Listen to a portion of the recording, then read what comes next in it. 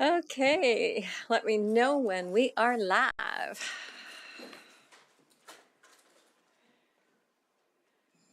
And okay, so Councillor Kelly and Councillor Macon, if you want to put your screens on, that would be great.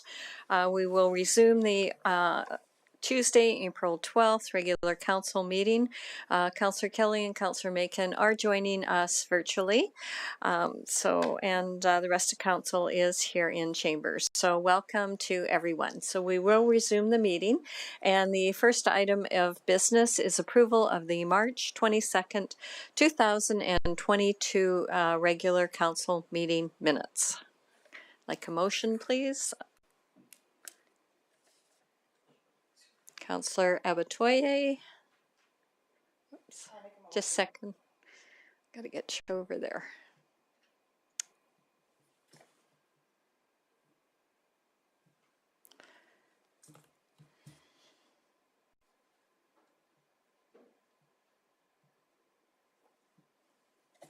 Okay, I'm having a little technical issue here. It's just going.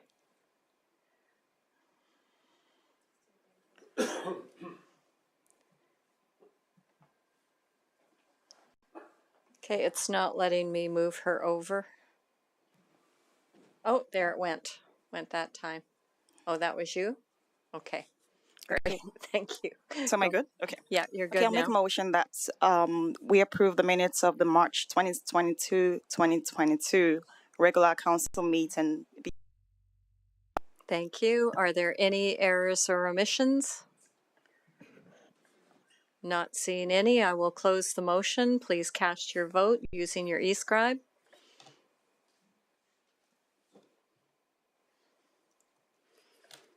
That is carried unanimously. Thank you very much. Who have registered. So we will go straight into unfinished business, Aquatic's infrastructure service level review.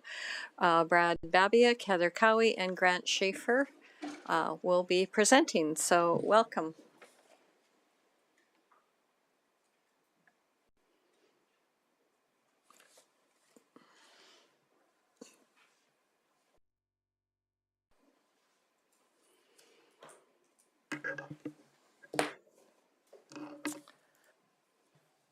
Good afternoon, Your Worship and members of Council. My name is Heather Cowie, General Manager of Community and Protective Services.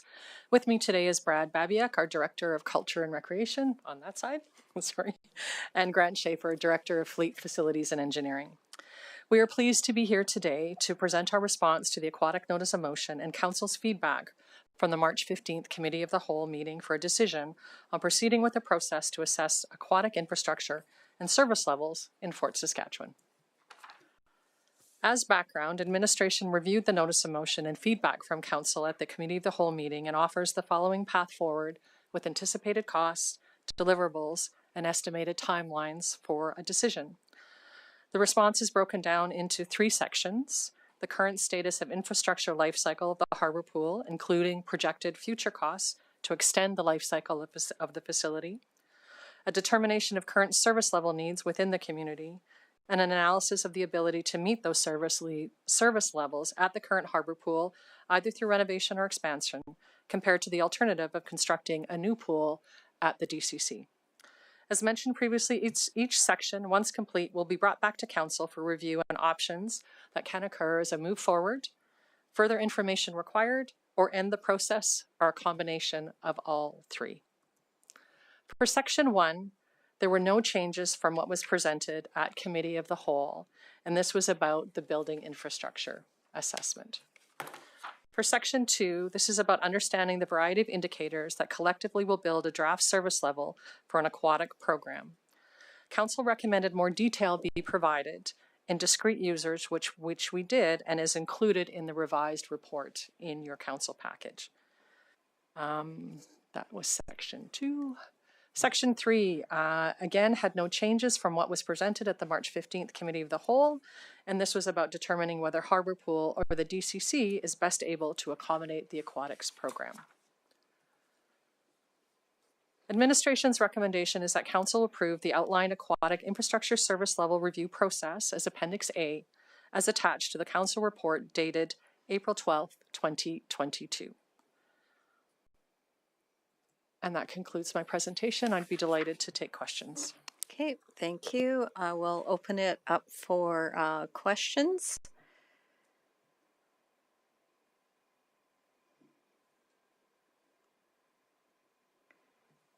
Okay, while we're waiting for anybody to buzz in, so I've got the question that I have. Okay, I see Councillor Kelly, but I'm already talking. So the question that I have is, how does this affect, because the approval of this would be approving $202,000 to go forward with this process, but we also have a notice of motion to rescind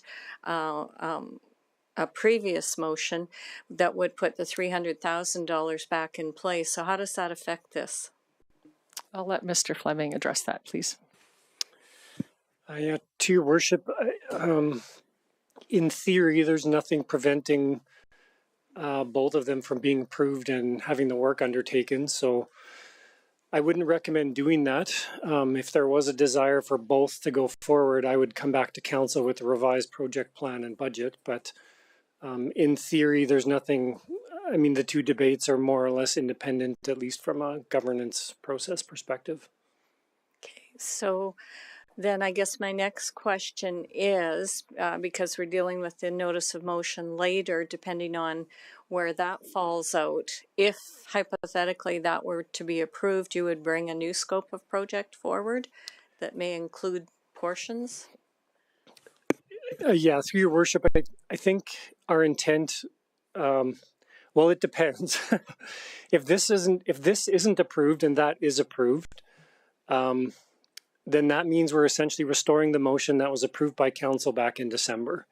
And we would come back, I said this in December and I'll say it again now, we would come back to council before that scope of work goes out, and just to confirm it and to sharpen up the budget and whatnot. And I had committed to doing that last fall, and I'd say that commitment would remain in place if this does go through. So if they both get approved, then same thing, we will be back with the revised scope of work.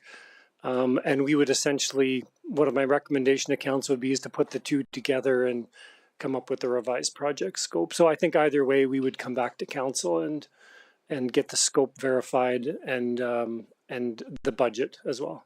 Okay, and then my last question. So really, this motion keeps in process the thought process of going forward with the harbor pool as opposed to the Dow Center? So to your worship, the way I look at the two different motions is probably more in the intent or the higher level question. This motion essentially says we want to figure out sort of where and how the best way to move forward with an aquatics, with the aquatics in the city. And it focuses only on aquatics, and I'd say it primarily focuses on the harbor pool with the idea to try to compare that to a theoretical option at the DCC. The other piece of work essentially says we're confident that the harbor pool is not in the city's future plans, and that we're looking at the DCC as a whole and looking at all the components, arena, aquatics, wellness, and that we want to do the detailed design. We want to get our place so we can move forward with detailed design. So one is aquatics only, and you're trying to figure out the location, and the other one is the DCC is the location, and we want to move ahead with conceptual design. So I hope that makes sense. There's definitely similarities between the two, but there's also differences. So okay, thank you. Councillor Kelly, you're next. Yes, thank you. A question for administration, probably Troy, please. Troy, my first general question is, does the council of today, do we have in front of us all of the information, the data and reports that the council of, say, 2015 had before the pool question at that time went to plebiscite? Is there anything we're missing? Through your worship, everything we have that was sort of done in a report format, anything like, my answer is I think so. There might be along the way, there might have been some briefing notes, or when we compiled that list of documentation, we didn't go in and pull council reports. So if we'd written just a basic council report and taken it forward for a resolution, there isn't anything like that on the list, but anything that we commissioned or anything that we sort of wrote as a standalone report is on the list. So to be clear, anything that has a data element or a third-party element to it, such as the BR2 report, we've been provided. Anything that would have been I guess, an information report from administration would have simply explained administration's position, I guess, with reference to the data that we also have. Yeah, through your worship, anything that would be considered a technical study in nature where we went out to get independent advice, I'm pretty confident that that has all been included in that list of reports. Perfect, thank you. Troy, I'd like to refer you to the 2015 BR2 report on the pool, and specifically page 10. So I'll give everybody, in case they're interested, a chance to pull that up. In general, Troy, was BR2 architects engaged to express an opinion on the service level for aqua provisions, pool provisions within the city of Fort Saskatchewan? Yeah, through your worship, we did not ask BR2 to look into or provide comment on specific aquatic service levels, no. So if I look on page 10, which is the introductory under section 2.5, which is the introductory paragraph, Troy, to concept option 1, expanded harbor pool. The second sentence expresses an opinion as a fact, and I'm going to read it for the record. The second sentence is, where the facility, i.e. harbor pool, where the facility is lacking is mainly in its ability to provide the level of service that is demanded by the local residents. I would like to know how this statement of fact made it into this report when, number one, they didn't have any data to support it, and number two, they weren't contracted to provide that opinion. Yeah, and through your worship, again, my ability to go back 7 years and figure out exactly what was behind that is obviously quite limited. I think the only way I could comment on that is it probably would just go back to what I would maybe call a fundamental assumption as to why we were even doing this work in the first place. So I don't know that that's a statement.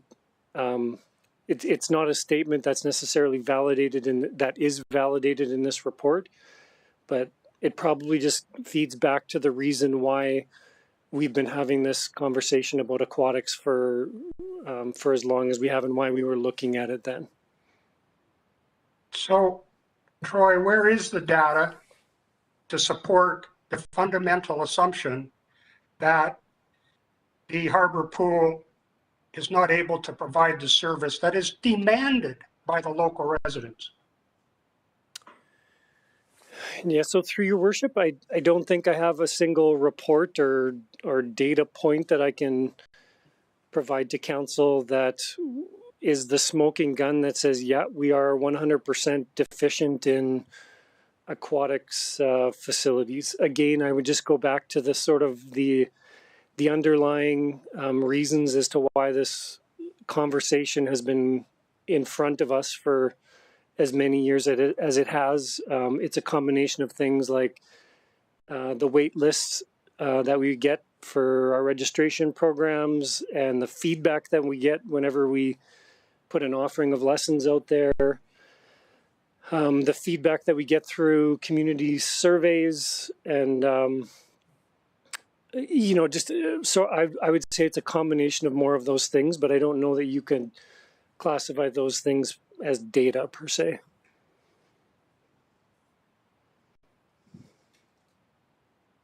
I have lots of comments on this, Mayor Catcher, but I'll wait. But please come back to me. I have numerous other questions. Okay, I'll just put you on the list here so you don't. Jennifer again, Councillor Abatoye, just a second. Oh. Okay, that one works. Great, thank you.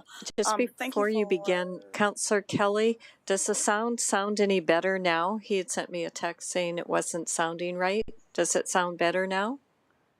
No,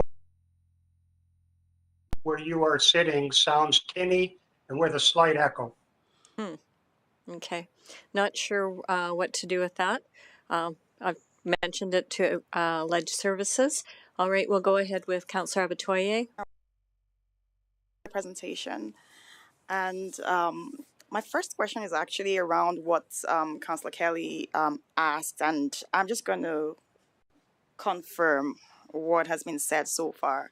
So, Harbour Pool isn't currently on our 10-year capital plan.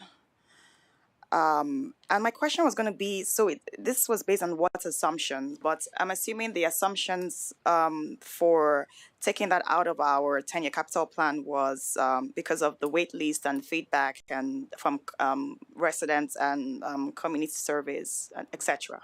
Is that correct?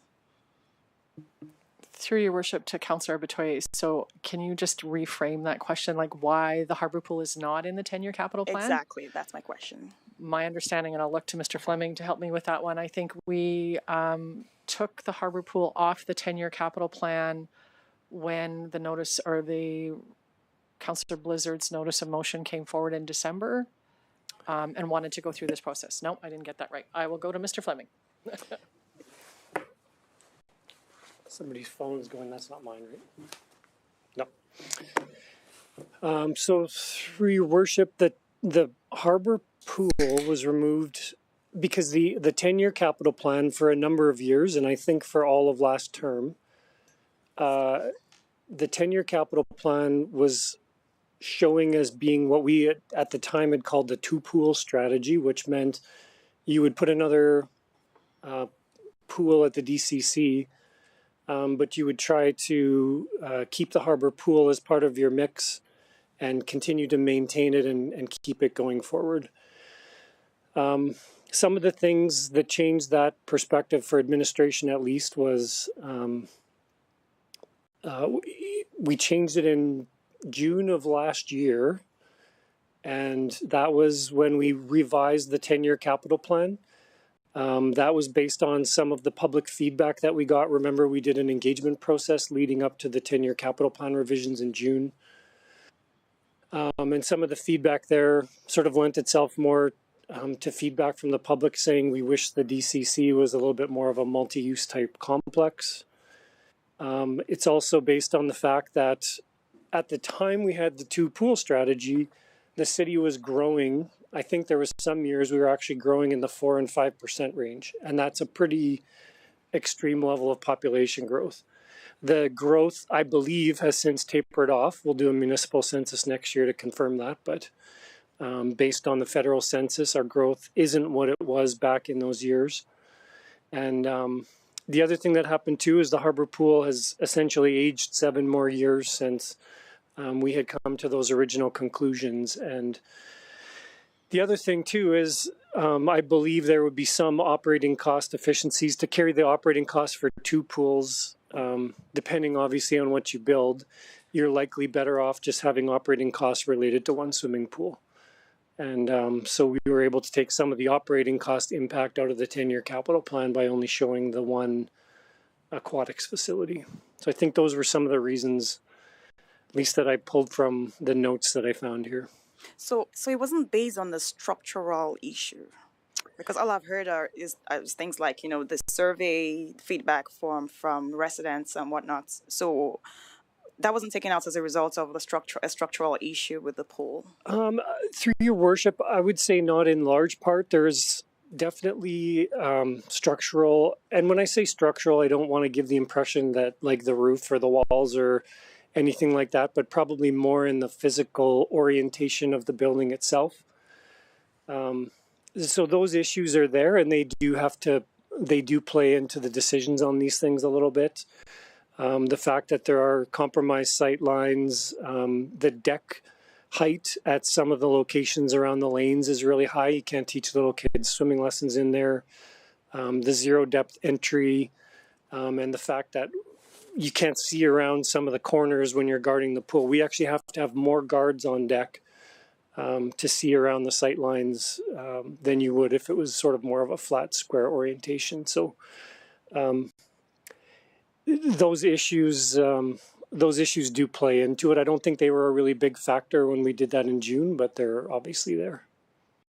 Okay, so do you agree then that there is a need for real-time analysis, or say needs assessments, in terms of the pool itself right now? With I mean, I agree our community is growing and whatnot, but do you think that there is a need? Because I've heard you say a few times that yes, we do have various studies, but there doesn't seem to be one specific study that really addresses that. We should move ahead with getting a new pool. Is there a need for a needs assessment or some sort of analysis that shows us as yes, this is the right thing to do as a council, and it would help with our credibility before those? I know the question is quite long, but do you agree that there's a need for a needs assessment? Yeah, through your worship, I think the challenge that you're going to have with that is that there's certain things that you can quantify, and then there's certain things that are less easy to qualify through data and study. And so, and that's kind of the element actually where council comes in and you talk to your general public and whatnot. So I would say the answer to that is it kind of depends on what your priorities are in terms of what's going to drive your decision. So we can always bring in engineers and architects, and they can give us, as long as we're clear in our scope and what we want, and we hire good consultants, we can always get them to give us information on high-level costing and potential designs and whatnot. And we can always look to make operating budget impact business cases. Okay. But then once you get into things like what's the future, the city's future growth going to be, and what's the will or the desire of the general public, that gets a little bit less easy to quantify. Okay, and my final question, thank you, is so you had made a comment about having a hybrid of, when you're referring to Mayor Catcher's question. So what does that look like? Because it would be ridiculous for us to approve $500,000 to do the study of the two pools. So what does a hybrid looks like that makes sense? Yeah, through your worship, I think when you look at the two pieces of work, there's a lot of similarities in terms of the subject matter expertise that we're going to be calling on. So in the original motion from back in the fall, and even with this one that Ms. Cowie and Mr. Babiak have put together, it's really, you're looking at architectural, engineering, sort of some recreation specific subject matter expertise, and some public engagement expertise. Those are the four kind of subject matter expertise areas that both pieces of work would require. And so the synergies really would be in the fact that you would bring in the same, like it'd be the same consultants doing both pieces of work. So as long as you're clear, again, as long as we do a good job defining our scope of work and really clarifying the questions that we want answered, I'm confident that you could put together a scope of work that really drives towards trying to meet the information needs of both pieces of work. Thank you. Okay, Councillor Harris. Picking up on the two-pool strategy that appears to have fallen off the table, or depending on how you look at it, is it fair to say, and obviously Mr. Babiak, Ms. Cowie, or Mr. Fleming, you all have pool-related experience, and you all have experience in municipalities that deal with growth. Where would you suggest the city would need to be to ultimately support the need for 2 swimming pools?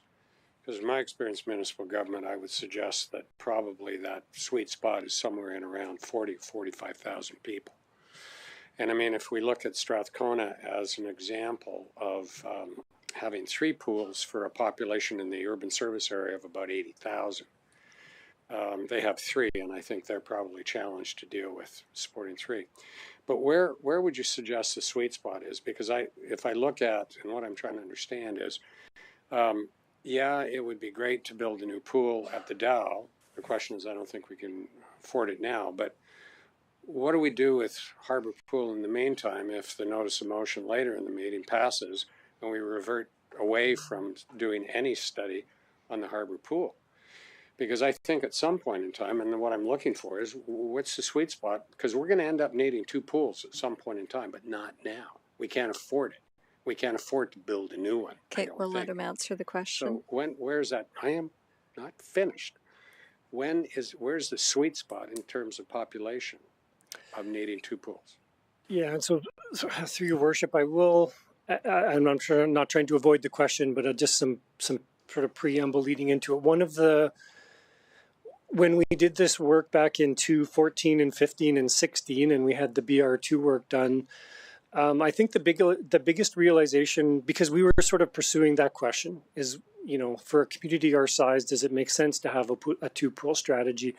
The realization that we came to, and I remember even specifically sort of coaching council through this at the time, is we can't judge our service levels based on the number of swimming pools, because the problem is no 2 pools are equal. I mean, unless they were actually built exactly the same. And our pool has some unique sort of orientation features about it that we weren't able to find in other places, because we kept trying to figure out why is it that communities that are larger than us do fine with 1 swimming pool. And what we came to was the realization that it was the actual orientation of our pool that was creating the issue.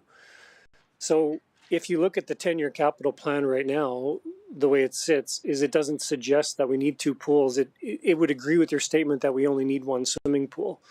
But what it's saying is that swimming pool has to be adequate in terms of how it's constructed in order to meet the service level. So it's more about the capacity of the pool itself and the way it's oriented. Like Sherwood Park, you're right, it had a single swimming pool.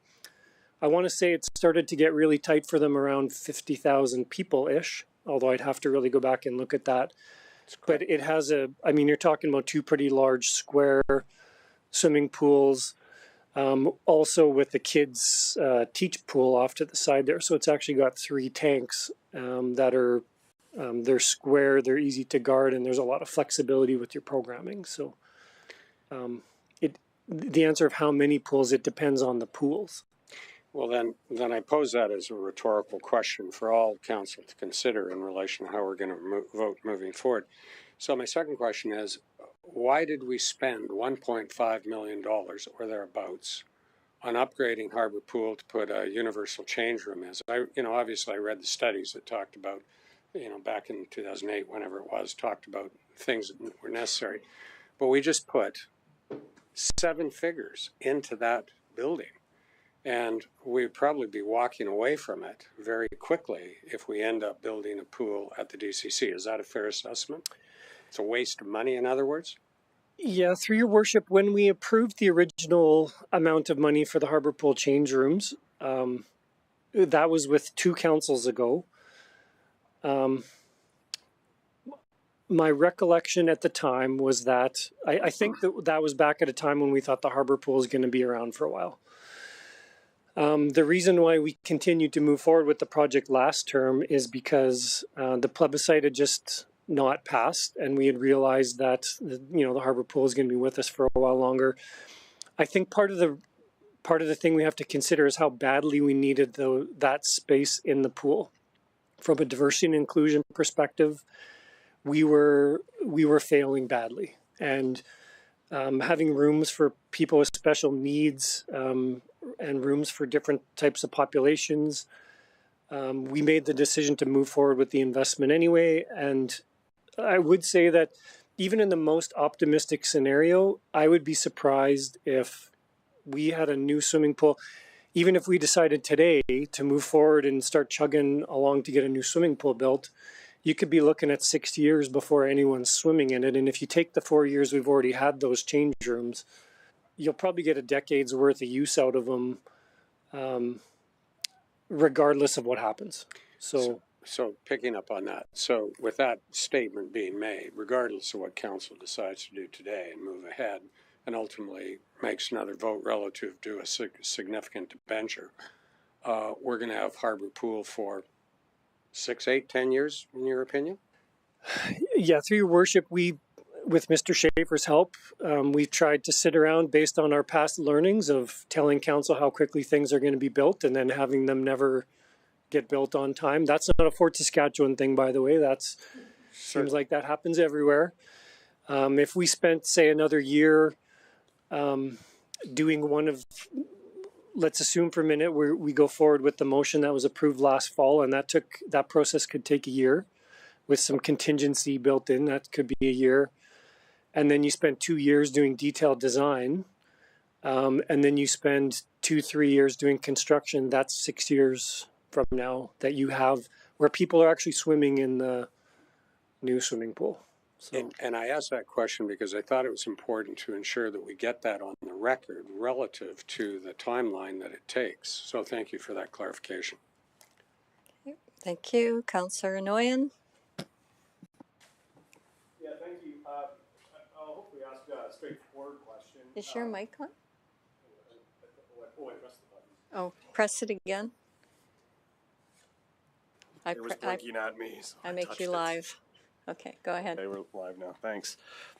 Yeah, so in section 3 of this proposed report and study, it references a $42,500 for Dow Centennial Center concept. I believe we already have 2 documents from 2015, the Harbour Pool concept study and the rec facility and parks master plan that already show concept drawings of an aquatic facilities expansion to the DCC. So can you speak to how this study and new work in this area would be relevant besides, 2022 monies, I guess? Go ahead. Yeah, please.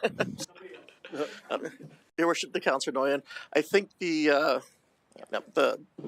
difference is the level of detail. So the previous studies took a high-level look at space planning and what you can fit. The intent here is looking more at what are the amenities within the pool itself. Is it a water slide? Is it a play structure? Is it all those other things? And actually getting down to the conceptual design and pre-design of how it fits in with exactly within the existing structures and things. So it's just another level of detail forward. So you gets a little more refined as we move forward. Right, so we wouldn't be adding on to drawings, I guess, that we already have, or are those drawings going to be used with further amenities, which is what the budget is for this report? Or is this completely new, kind of starting from scratch? Your Worship, the Council knowing, so the drawings done before more space planning kind of said that the pool would be in this area. So we would start with that as the base and make sure that is the right area, and then actually start detailed conceptual drawings from that point. So we haven't done detailed concepts in the past. I see. Okay, yeah, that's my question. Thanks. Okay, thank you. Councillor Kelly, you're next. Thank you. Question again back to Troy or I guess Grant, either one. You provided council with a series of documents providing or at least illustrating the history of the studies on this subject for the last decade at least.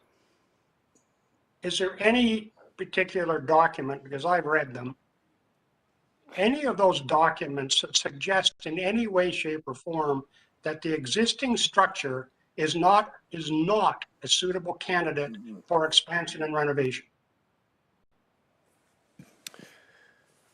Through your worship, I don't think any of the studies would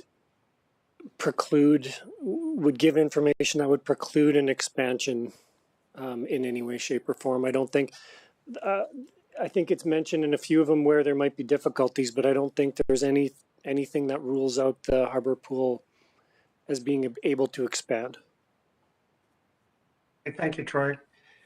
Some of the studies recommended some remedial action that should be taken to the pool, such as the change rooms that were subsequently completed. As near as I can tell, in the intervening years, much of that recommended remedial action has been completed, such as siding, such as new roofing, new equipment when necessary, maintenance on the equipment when necessary. Is that a correct assumption based on the reports that we read? Yeah, through your worship, I'd have to get Mr. Schaefer to, or I'd allow him to weigh in if he has any comments. There is a number of parts of this, of the recommended remedial action that has been done. That is correct. There's a few outstanding items that have probably come up since the report was written, I think. And there was a few things that haven't been done. Like we haven't gotten into things like finishes and tile and stuff like that, but I'd let Mr. Schaefer supplement that if he's got anything. Your worship, through to Councillor Kelly. So we've completed the work, from a building envelope perspective and making sure the building can still function. I know that there are the pool side things when we get into some tank repairs and things that are pending, that at some point are going to have to happen if we're going to keep Harbor Pool open for any extended period of time. But we've continued to do the upkeep and repairs as required. But even the pool tank, Mr. Schaefer, the 40-year maintenance on that, if we build a brand new pool, we're going to be looking at maintenance items over the decades, starting with the birth and the first day of use of the new pool. Would that be correct?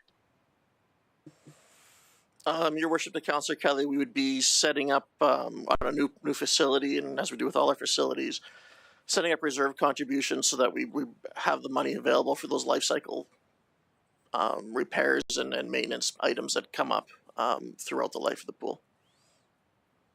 So in short, though, whether it's new or old, there's maintenance. If it's new, we have maintenance plus a debenture for a new pool. Is that correct? Your worship, to Councillor Kelly, yes, that'd be correct. Thank you. Mayor Catcher, please come back to me again. I want time to gather my thoughts one more time. Okay. Councillor Nguyen. So it was brought up about the inadequacies of the structure of Harbor Pool inside and the extra demands on lifeguards. That kind of makes me think that perhaps, and I could be wrong, but do we have a higher rate of incidents of first aid incidents in this pool that are correlated with the design of this facility? Through your worship, to Councillor Nguyen, I would say no, we do not. We work with the Life Saving Society that they help us place our guards based on hidden spots to make sure that we don't have any spots that the lifeguards can't see. So the design of the pool just precludes us to have more lifeguards. We don't have higher incidences of issues. Okay, thanks. Thank you. All right, looks like it's just you, Councillor Kelly, with additional questions. On what I wanted to refer to, the suggested additional cost for lifeguards in the existing harbor pool. If we were to have the perfect pool, how much would we save per annum in lifeguard costs given our current programming? Through your worship, to Councillor Kelly, I don't know if I would be able to accurately answer that question because a perfect pool is subjective. I think you want to have clean sight lines so that we are looking after the safety of everybody swimming. So I don't think I can answer your question. My apologies. So have we not done any study or calculations, even mental, to suggest that we would save $300,000 per year if we had a pool with better sight lines? Take away the word perfect, the wrong adjective for sure.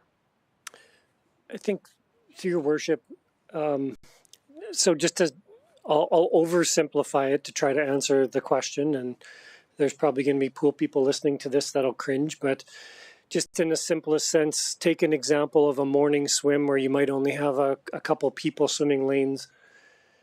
you would have to have 2 lifeguards on instead of 1 because because 1 lifeguard can't see around the corners, right? So the 300,000 number probably sounds a little bit high to me when you would factor in the cost of needing to have at least that 1 extra lifeguard in all circumstances.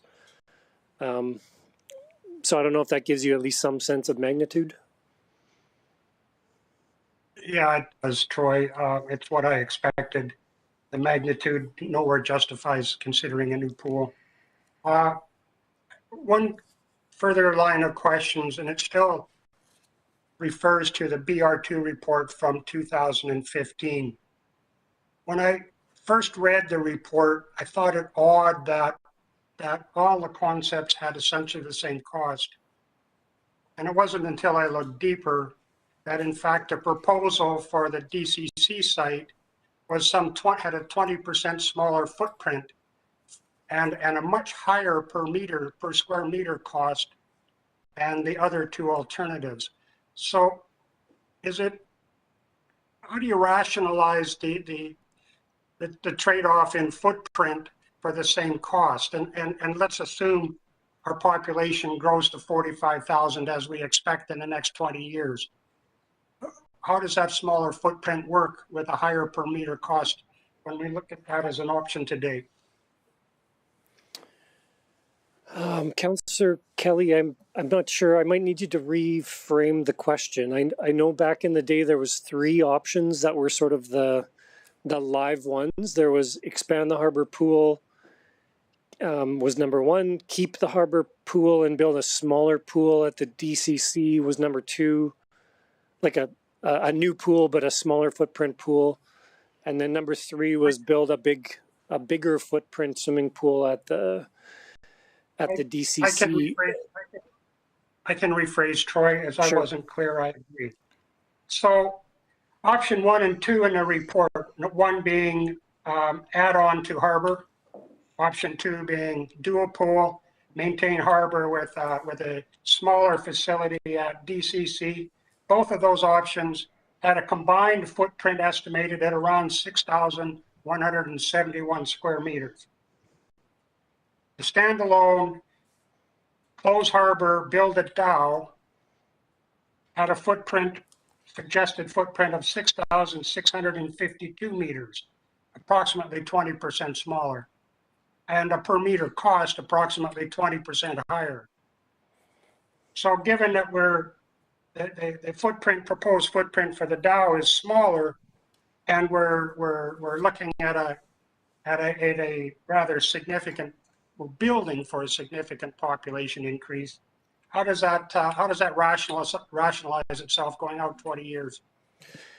Yeah, through your worship, and thank you for rewording the question. I understand now. So the discussion, I'm pulling from my memory here, and I sure hope. The problem with videotaping your council meetings now is the likelihood that I say something and then forget that I said it is so great. But the rationale back in the day was that your question actually goes back to the current shape or orientation of the pool itself. So the belief is that you would build a pool with the ability to build a brand new pool and to have it sort of, like I said, more in that classic rectangular shape. Even with the less square footage, you're still going to get a lot more bang for your square footage buck by having a pool that has more flexibility. If you have it so that it can actually, because the pools they have now and Emerald Hills has one of these where the depth can actually change. You can raise it up and down. That the efficiencies that you would get out of having one pool that's properly constructed in terms of its shape would give you more efficiencies, and then you wouldn't need as much square footage that was in option 2. I think I believe that's where we were at back then on that one. But option 1 also included a rectangular pool that would lend itself to the same efficiencies that you just described. Yeah, through your worship, you could definitely do that. You still would be stuck with the I mean, unless you take a jackhammer into the harbor pool, those structural, I don't say deficiencies. I don't want to overstate the issues that are there because it's a functioning pool and it's in use right now as we speak. But those issues would still be there, right? So the inefficiencies of operating that square footage still persist. And again, if we quantify those inefficiencies, what does it amount to on an annual basis? Yeah, the additional cost. I don't think the additional cost is to subjectively say it is impactful. It's minor. You're talking about maybe an extra lifeguard on shift at all times. That's sort of where you're at dollar wise. Thank you. I'm done. Okay, thank you. All right, so questions. So now it comes up to council what you would like to do with this report. So there's a motion, there's alternatives. Open it up to council. Mayor Catcher, this was my notice of motion. I would think and suggest what I would like to do. The motions belong to the floor, but it's fine. You're the first one to speak, so you may put the motion on if you like. And historically, notice of motions have gone to the person that makes the motion or presents the notice of motion. You, Chair, you get to do it the way you wish, though, obviously. I would be pleased to move that council approve the outlined aquatic infrastructure service levels review process brackets Appendix A as attached to the council report dated April 12, 2022. Thank you. Thank you. I'll accept that motion. You may speak in favor of your motion. We've, as a council, have been around this subject now several times, and I know and fully appreciate the fact that it's been the subject of discussion with the prior councils as well. That's only fair and reasonable and to be expected. It is a very, very significant expenditure in a city the size of Fort Saskatchewan. It asks a lot of our residents to pay it going forward for not only the debenture for the next 25 years, but the increased operating costs until the pool is demolished, whenever that might be. So it's a huge expense. It requires and warrants a complete and wholesome study. When I read the BR2 report, and I pointed to the sentence that the architects saw fit to put in it regarding the inability to meet the demand, I cannot adequately describe the dismay I feel as a councillor and a citizen when I read biased, unfounded statements like that in reports to the city council and to administration. BR2 was hired to do an architectural review. That was to be the report. Biased, unfounded statements like that, when repeated over a decade, become to believed as gospel. They're not. They're simply not. My proposal, this notice, lays out a plan that will systematically start at step one and proceed through an organized study and review of the options available. It doesn't preclude any options. Councillor Blizzard's motion, regardless of how well intentioned it was, immediately ignored the option of the harbor pool.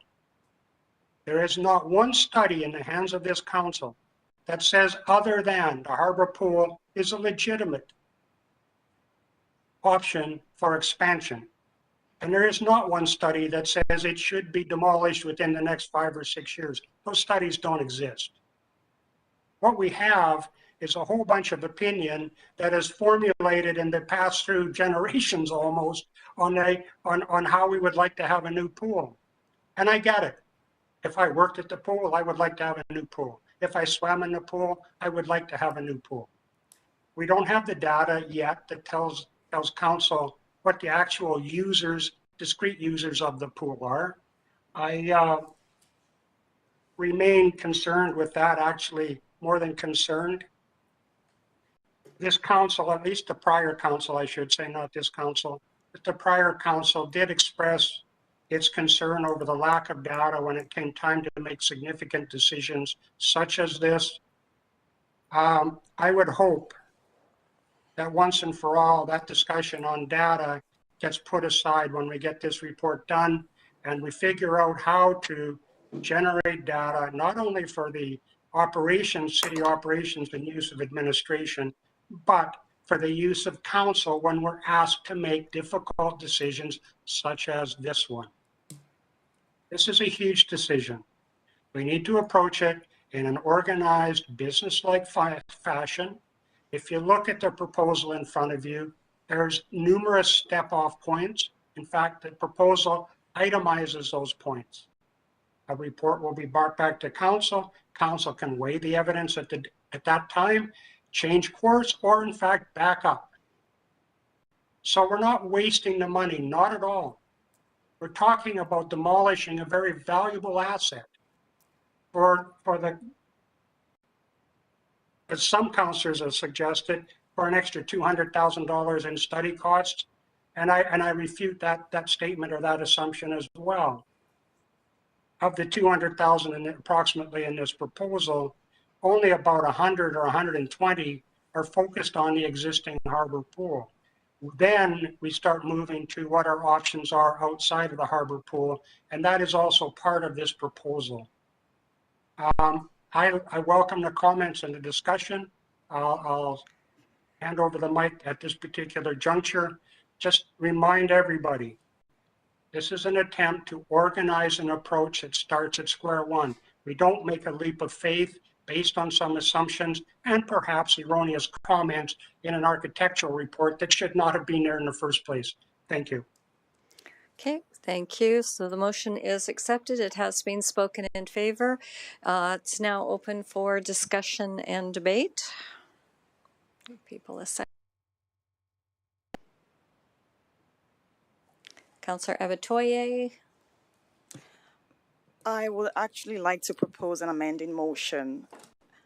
And well, I guess I'm going to say what the amending motion is first. I'd like to amend the motion on the floor and ask administration to take this back and provide a hybrid. Because my concern is this is going to get defeated and the notice of motion is going to go forward and this is going to fall off the table. I think it's important for us to, I guess I'm already speaking in favor of the amending motion. So, okay, I need the amending motion. Right. Through your worship, this feels more like a referral motion, actually, if that's acceptable to the mover. So if it's treated as a referral to bring back as a hybrid, then we can just take the feedback with the referral motion itself. So okay, I guess it's a referral motion, yes. Okay, so you want to refer it back to administration. Yes. To bring back a hybrid model. I would say between this and the notice of motion. The proposal in 8.1?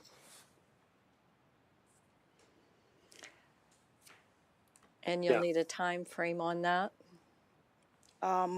When's a good time? Through your worship, how about by the end of May? Sure. Okay. Okay, so we will be dealing with the referral motion only. Referral motions are open for discussion and debate as well. Okay, you want to speak to your referral motion? No, absolutely, yes. So I think that's the process that's been brought forward by administration absolutely makes sense. I think it's important for us to not just make decisions based on assumptions, but actually have the real-time analyses or the data to back it up. And I also understand, that, like I've said in the past, I do support having a new pool, but my concern is with the timing. I obviously don't think that we need a new pool right now. And it's important for us to really take stock of what we currently have and review the harbor pool and see what the useful life is. But I also think that if this motion on the floor gets defeated, then we do not have the ability to still analyze what we currently have, and then we just go ahead and start to work on building a new pool. And that's why I'm referring it back to administration to do a hybrid, and come back to council, because as a council, I remember very well the plebiscite we had. Over 50% of the people that voted in that plebiscite said no. And I do agree with that information, but I think it gives us credibility as councillors when we say, look, we want to go ahead to build a new pool based on this analysis, not just based on because people want it. I think we've been elected to make decisions, tough decisions, but it shouldn't just be based on, feelings. It should be based on real time data. And so that's why I think that it's important for us to find a way to bring a hybrid, find a way to marry the two. And I think it makes everybody happy. And that's why I thought I should bring this forward at this time. Okay, thank you. The referral motion is open for discussion and debate. Councillor Harris, you're next. So this would be, if I'm correct in assuming what you're saying, Councillor Abatoy, we would be considering the fact that we have existing infrastructure. We need to have a better understanding of where it can go and how it can fit into our operational plans from an aquatic standpoint over the long term, plus attempt to accomplish the necessary staged planning to move to something more significant at the Dow Center at some point in the future. Is that a fair administration? Would that be a fair, I'm sorry, I just, this stuff is so confusing. So is that a fair assessment? So we'd end up getting a little bit of both. We'd address a current infrastructure asset with deficiencies and look at what it needs to function. Because I am of the opinion that I see longevity in the harbor pool with an appropriate investment. And I see the opportunity to ensure that we can do the planning to get to a point where we do have a new aquatic facility, not just a pool, but something with all the bells and whistles at the Dow Center. So is that what this hybrid report, you would suggest a process that would give us information on the one and more detailed information and a process going forward on the second? Yes, through your worship, I wouldn't recommend doing a little bit of both approach. I'd say we need to get all of both. Okay.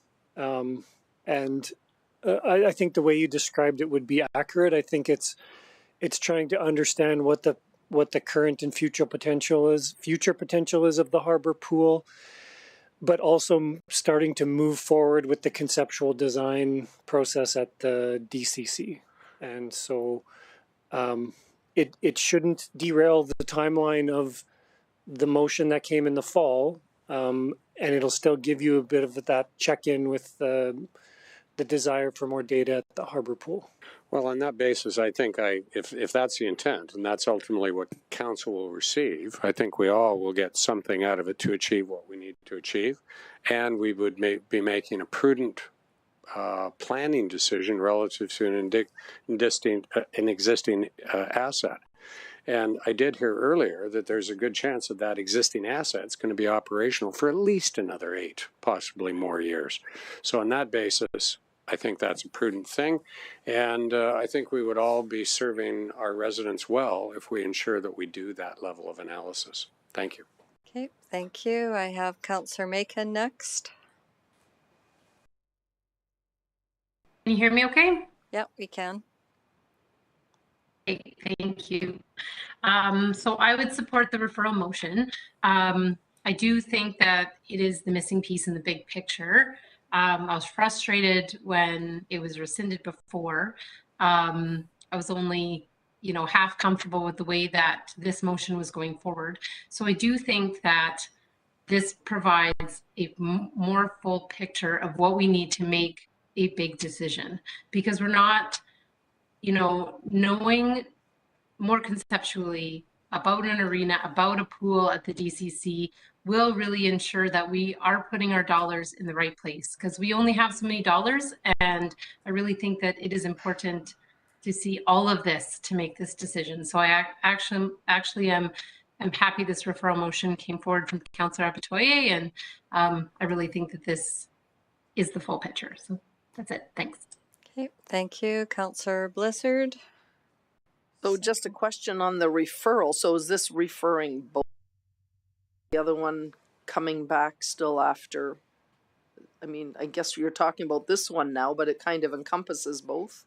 What are we voting on? Through your worship, you're only voting on referring this specific motion, but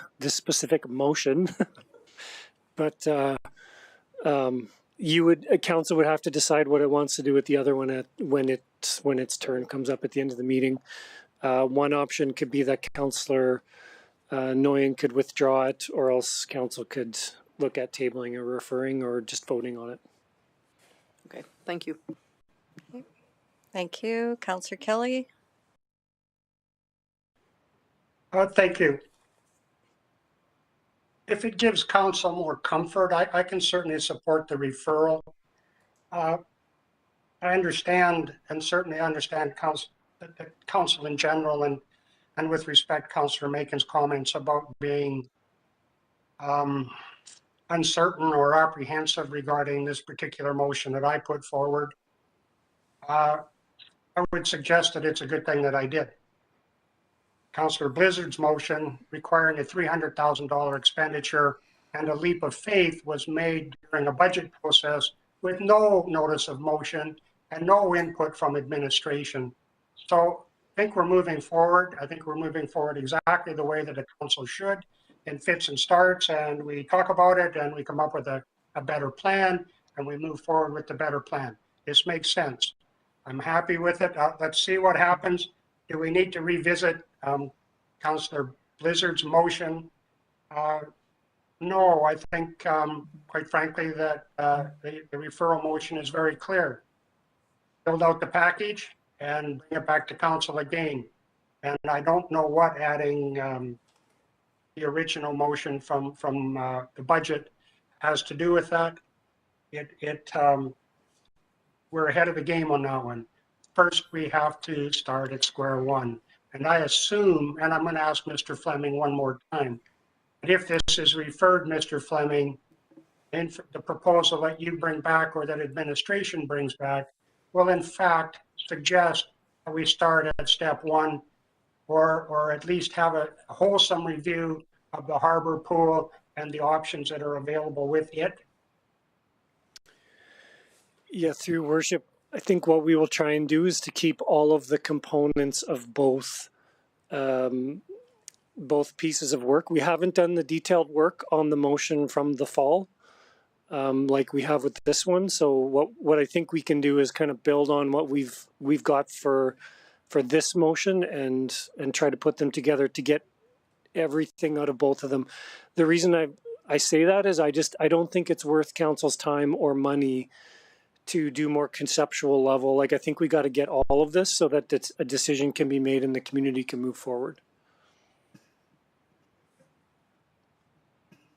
Thank you. Okay, thank you. Okay, thank you. I'm going to jump in next. So I just want to this is a referral motion to vote on a hybrid, but we have a notice of motion that basically rescinds doing the work on Harbor Pool at this point in time. So this and making the Dow Center a priority to do the conceptual with the funding that was in the original motion. So my concerns are with this because there's another motion or notice of motion that talks about rescinding the one motion in between and focusing on the Dow Center. Then I guess how do you wrap those in together? Like, then really what are we voting on? Because I guess my question really is then, so if we were to vote on this, what are you bringing back? Because we haven't had the discussion yet on the notice of motion and where council feels they are with that. So just to be clear, if you look at the motion itself, it refers to resolution R308-21.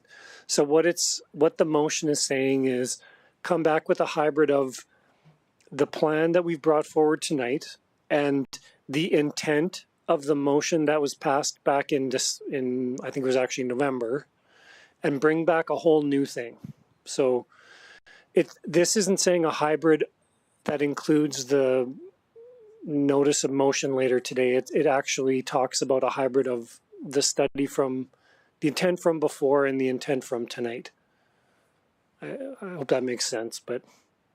Okay, so 308-21 was Councillor Blizzard's original motion? That's correct, Your Worship. Okay.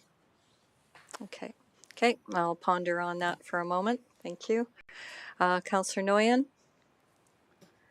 Yeah, I guess I'm confused then how this is any different than approving both of these motions, because we might as well delete the section 342.5 for design and then add 300 into there. It seems like, how is it any different than that? Through Your Worship, like I said before, I think what you would get back then, because we're talking about the same subject matter consultants accessing the same staff within administration to get their information, using the same demographic community information from the community, there's probably a lot of synergies. Mr. Babiak actually did a bit of a breakdown already as to all the similarities between them. So what I think will happen is when we come back, we will say, here's a scope of work that we think encompasses both, and here's a revised budget that we think would cover the cost of that. And it will not be $500,000. It will be less than that. It will be closer to the 300 or 350,000 range because of the synergies between the two. Okay, that's fair. I like what you said though, Troy, that we need to do something though, so that the community can move forward. I just wanted to, is comment time is okay, right? Yeah, we have a motion on. We have a motion on.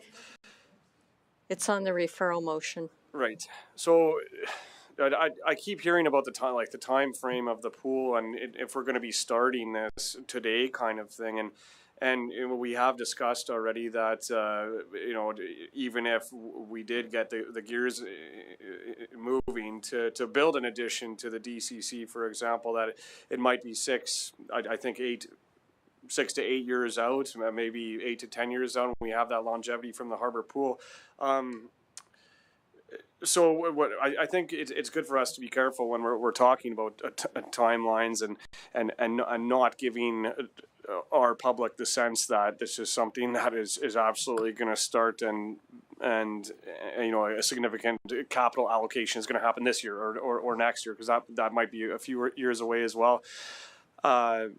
In terms of the original motion that was casted to approve this report, it is very based on quantitative data and council to reflect our qualitative analysis of our community needs as well, and of course I think that's a big part of what we can contribute and add value to when we're looking at a capital project such as this. I find it difficult to get my head around everything as outlined in the report when I see a previous studies and reports that have been done that reflect, with my best understanding, they reflect information that we're going to be re-extracting in the present day, and maybe can encompass some further a technical analysis. But in terms of what we don't have, I don't see an extreme amount of holes in it where we want to draw out this process for a fair amount of time into the future. So whatever happens with this vote, obviously we're subject to going along with it, and I hope that it is for the best interest of the general public. So okay, and it's on referral. Councillor Kelly and Abatoye for close. I just wanted to build on Councillor Nguyen's recent comments. The biggest problem, I guess there were two real significant problems with the motion that was put forward and passed, I guess, in November, certainly as part of the budget process. There's a complete lack of discussion or data or input from administration council had when that motion was put on the floor. Councillor Noyen is correct that my motion does bring forward and rehash information that is already in existence. I would point out very strongly the information that we have, none of it, absolutely none of it, says that you move directly to the Dow Center. And that was a motion in budget last fall. That was my concern. So as much as council or some members of council are apprehensive with my motion, and I appreciate the referral, I really do. The motion that was put forward in budget warranted much more discussion and input than we had at that particular point in time. So we're moving forward in a logical way. For that reason, I'll support the referral motion, and I look forward to the report. I would just ask Mr. Fleming to confirm that the end of May is enough time as opposed to the end of June or the July, whatever, 12th meeting that we have before summer recess. I don't want this to come back half-baked and we have to crash it out one more time in council. Yeah, through your worship, I think the work that we've done to sort of get current costing for some of these consultant activities is actually going to help us a lot. So I'm pretty confident that we can be back in May. But I will tell council, just as long as it's acceptable, that I won't bring it back half-baked, and that if there's some reason why we need more time, that I'll work with council on that. But I feel pretty confident in the timeline we've given. Okay, thank you. I will go to Councillor Batoye to close. You have to push your button so I can take you. Go ahead. Okay, thank you. So this issue about the pool has been a conversation that's been had for such a long time, probably over a decade now. And I think it's important as council that we, I said this before, gain credibility with our residents by doing it the right way. And honestly, this feels like it's the right way. We're not just saying, okay, we're going to go ahead and do a poll, but we're really, pulling and doing everything that we need to do to get to that point where, like, we can tell our community that this is the right thing to do because this is the information we have based on quantitative data, and then based on qualitative data, based on feedback and service and whatnot that we get. So absolutely, I hope that we can get the supports for this referral motion and see what administration brings back for us. Thank you. Thank you. So this is just on the referral motion as presented. Just let me take a look at that once again. All right, so the motion is now closed on the referral motion. Please cast your vote.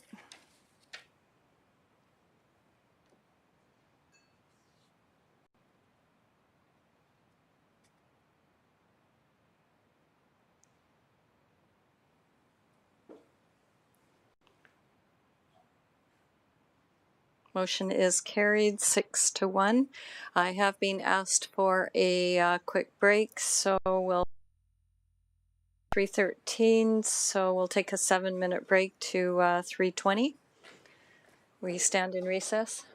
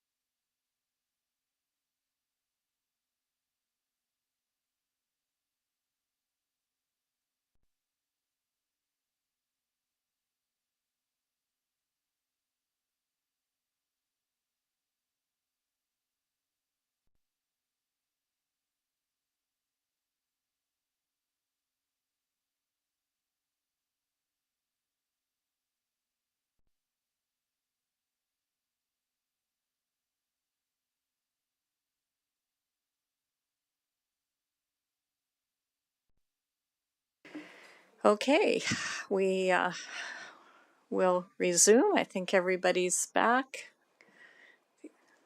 Councillor Kelly, if you want to put your screen on.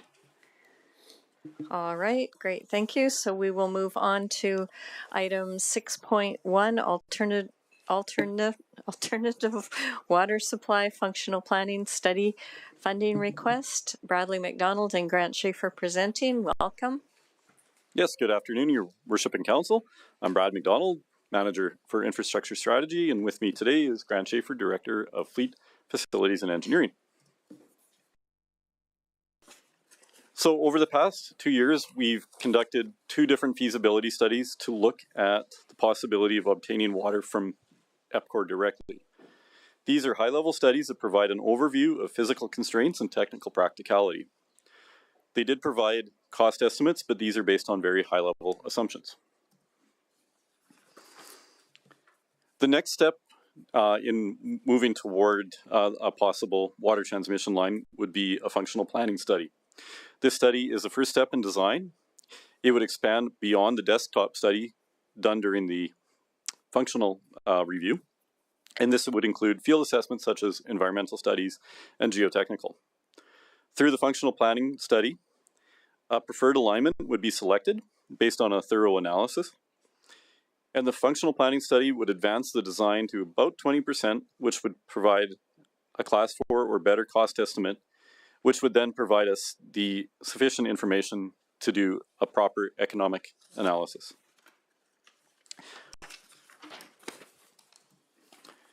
The budget for the study would be $500,000 to be funded from the utility reserve. This budget was developed based on information provided by consultants and including contingencies for unknowns and additional work if necessary. We've considered the possibility that we would put this out for proposal in a manner that would allow us to continue to detail design if council approves, if the project passes that gate. And in principle, you could be able to use the any surplus that wasn't spent on the functional planning to go toward the detailed design. The next steps, if council approves the functional planning budget, would be to post a RFP. The project would move to Fleet Facilities and Engineering. Once the functional study is completed, we would have the information to conduct a thorough economic analysis. We would discuss with the stakeholders, like our neighboring communities such as Strathcona County, Sturgeon County, EPCOR. And once we have enough information together, we can bring this to council to make a decision to proceed toward a detailed design and ultimately to construction. Or council may decide that based on all of this input that the project does not make sense to move forward. The council would have that choice at that point. So with that, I ask if you have any questions. Okay, thank you for the presentation. I'll open it up for any clarifying questions. Okay, not seeing, oh, Councillor Abatoye. Thank you for your presentation. Just one quick question. So this takes us to 20% of the design or of the total project. Your Worship, the Councillor Abatoye, it would be completing 20% of the design work, is what this piece would be, give or take. Okay, thank you. So one last question. Actually, don't worry about it. Thank you. Okay, thank you. Councillor Kelly. Thank you, gentlemen. For us non-engineer types, please explain in layman's terms, what is a functional study or a functional plan? Your Worship, to Councillor Kelly, so in this case, the functional planning study would be the same as a pre-design report, which doesn't answer your question, but it would be the same kind of thing. And really, it is that first step of design. So you're going out, you're refining your alignments, you're refining what your constraints are, you're refining pipe sizes, you're doing your full detailed hydraulic analysis to know pipe sizes and what other infrastructure you may need along the way, whether that's pressure reducing valves or pressure zones, those kinds of things. So it is that just that first step of design before you get into the really hard details where you're spending significant amounts of money determining land acquisition and actually performing that land acquisition and those things that come next. I was confused, Grant, with the comment that this study would provide 20% of, I think you said, and maybe I misunderstood, 20% of the engineering or design. Your Worship, the Councillor Kelly, that would be an approximate value, yes.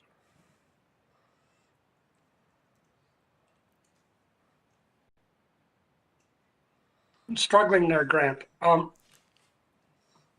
In your response to my question just a minute ago, I got the impression that it was design work short of actually going out and negotiating easements and that sort of thing. But I still don't understand, so I'm struggling. Please help me. So Your Worship, Councillor Kelly, so this piece of the project would pick up where the feasibility studies left off, which were still 2 or 3 different alignments. So it would look at refining that down to one, picking that alignment, and doing a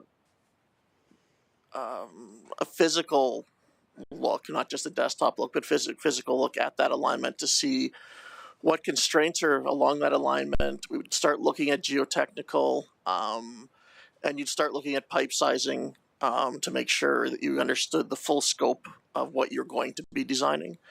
When you get into detailed design, you would be looking at your land acquisition, your working areas, how much land you need, the type of pipe, how thick it needs to be to deal with pressures in different zones. So it's the first. I don't know if I can explain it any better than it's just the first step of what we need to do to get to full detailed design, and really be able to get the start of estimates that we can really feel comfortable with because we have enough information behind them to know that they're based on something more than just a line on a piece of paper. Okay, well, that does help. Thank you. So just a final question. It should be easy. In administration's opinion, this is the logical and necessary first step or second step in moving forward to get our own water line? Your Worship, Councillor Kelly, this would be the next step towards construction, yes. Thank you. Okay, thank you. Councillor Harris? So Grant, any costs associated with analysis, the feasibility analysis that has been done on the 2 lines that we've looked at already, would ultimately, if we go forward with the project, would be rolled into the total cost that ultimately is recovered through rate over time. Is that a fair assessment? Your Worship, to Councillor Harris, that'd be fair, yes. That'd be the intent. So we track all these costs, they get put in the hopper, and then if we make a decision, we move in that direction, then that's all part of it at that point in time. So thank you. Okay, thank you. I'm not seeing any additional questions, so would Council like to put a motion on? I would be prepared. Okay, thank you. Go ahead. I would be prepared to move. Oh, just a second. Push your button again. Sorry. Okay, go ahead. I would move that Council allocate $500,000 from the utility reserve to fund a functional planning study for the capital project 23011, the secondary/alternate water source. Thank you. Would you like to? Yeah, I think that this is moving it to the next step. I think that we've obviously had some problems with water supply through our alternate source, but I think that if we move in this direction, it will put us in a better position to understand what our water supply opportunities and supply should ultimately be. So I support it on that basis. Okay, thank you. The motion is now open for discussion and debate. Okay, not seeing any. Oh, just a second. I see Councillor Kelly's hand. Go ahead. Yes, thank you, Mayor Catcher. I send a message, but there is delay in the messaging platform, I believe. I would support Councillor Harris's motion. I'm a vocal and outspoken and strong supporter of having our own supply line for water, being the masters of our own destiny. So I think it's important that we move forward in a logical fashion, in a prudent fashion, but that we move forward on this with post haste and get it done as soon as possible. Thank you. Okay, thank you.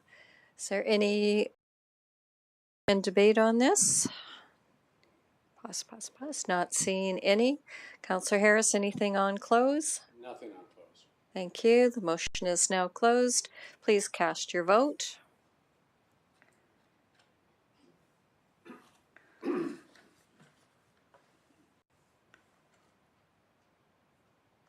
That is carried unanimously. Thank you very much. The next item, member appointment to the Fort Saskatchewan Youth Council. Brenda Moulter presenting.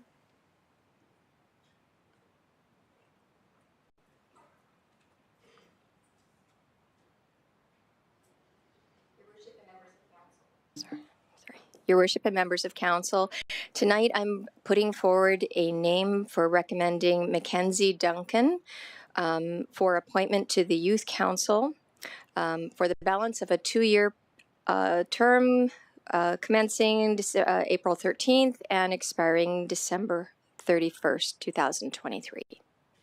Okay, thank you very much. Are there any questions? Not seeing any. Oh, questions, sorry. Councillor Harris, question? Yeah, in the report, it talks about the fact that the terms of reference was put forward and approved in November. Can you refresh my memory? What does the Youth Council do?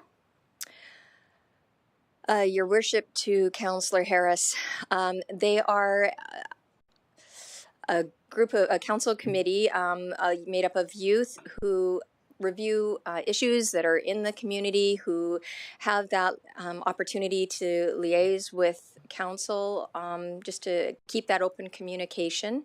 And we do have a council member on that committee. And that is Councillor Macon. Good. Okay. Yeah, I just needed to refresh my memory on Youth Council. I think it's an important thing, so thanks. It is a new committee, just Exactly. recently came before council. Okay, thank you. Councillor Nguyen? Yeah, also just to refresh my memory, how many positions are vacant on the Youth Council and how many have been filled? Or I think this is the first one we've seen. Your Worship, to Councillor Nguyen, this was just established towards the end of last year, and at that time I believe we appointed 3 or 4 members, and there is capacity for 11. So as individuals are interested and they come forward, I know that our FCSS department is trying to populate that youth council. Okay, good to know. Yep, thank you. Okay, thank you. There's no additional questions. Councillor Blizzard, do you wish to make the motion? Can you push your button? And Councillor Blizzard is our member of the committee that does the interviews. And I'd like to make a motion that council approve the appointment of Mackenzie Duncan to the Fort Saskatchewan Youth Council for the balance of a 2-year term commencing April 13th, expiring on December 31st, 2023. Thank you. Would you like to speak to your motion? Yeah, I had the pleasure of interviewing Mackenzie, and I think this will be a good fit for the Youth Council, and there are still room for more. So if anyone is interested, there are some more spaces on the Youth Council. So, okay, thank you. Motion is open for discussion and debate. Councillor Macon. Thank you. I'll obviously support the motion. I think that this is wonderful news. Our members of the Youth Council have been working really, really hard to establish their goals for the next year and establish the committee. So looking really forward to having another member on the team. Okay, thank you. Further discussion and debate? Not seeing anything on closed. Councillor Blizzard? All right, thank you. The motion is now closed. Please cast your vote.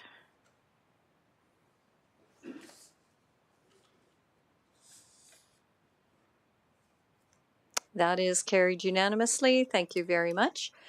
And thank you, Ms. Moulter. The next budget meeting dates, Ms. Moulter, once again. Your worship and members of council, I'm here to request approval of 6 meeting dates for the upcoming 2023 budget deliberations. The 6 dates all start at 9 a.m. and those dates are October 3rd, October 6th, November 16th, November 21st, 24th, and December 1st. And with that, I would ask for approval of those dates. All right, thank you. Are there any questions of Ms. Moulter? Not seeing any. Councillor Batoye? Thank you, Brenda. My only question is, I see we have 2 dates in October. Is the plan to have to deliberate capital budgets for 2 days this year? Your worship, to Councillor Abatoye, I believe that is the intent, that the first 2 dates are for capital and the remaining 4 are for operating as they're needed. Oh, I thought we had 1 last year. It doesn't matter. I'm just wondering. Thank you. Thank you. You don't want to share them. You want to share them? You want him to? Okay. Councillor Nguyen, would you like to make the motion? I move that additional regular council meetings for the City of Fort Saskatchewan be scheduled on the following dates and times in Council Chamber. 10005 102 Street, Fort Saskatchewan, for the purpose of the 2023 budget deliberations. Monday, October 3rd, 2022, commencing at 9 a.m. Thursday, October 6th, 2022, commencing at 9 a.m. Wednesday, November 16th, 2022, commencing at 9 a.m. Monday, November 21st. Monday, November 21st, 2022, commencing at 9 a.m. Thursday, November 24th, 2022, commencing at 9 a.m. And Monday, December 1st, 2022, commencing at 9 a.m. All right, thank you. Would you like to speak in favor of the motion? No. No? Okay. The motion is open for discussion and debate. I'll just make a comment. These dates are very important. We find there's a lot of time and effort that's put into the budget and having good discussion and debate. So it feels like there's a lot of time we spend doing it, but it's very productive time. And it's well thought out when we get to have those conversations. So very supportive of the motion. Anything on close, Councillor Nguyen? Nothing else. Looking forward to 2023 budget deliberations. All right, thank you. The motion is now closed. Please cast your vote.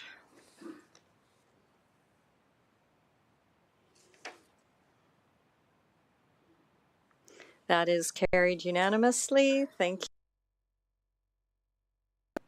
Okay, the next item that we have is Brownfield Tax Exemption. First reading, Mark Morrissey and Aaron Bush-Duncan.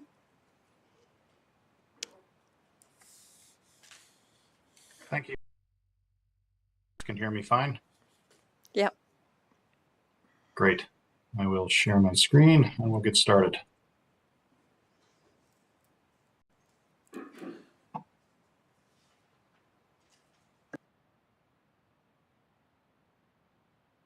And again, one last confirmation that it's the screen and not my notes.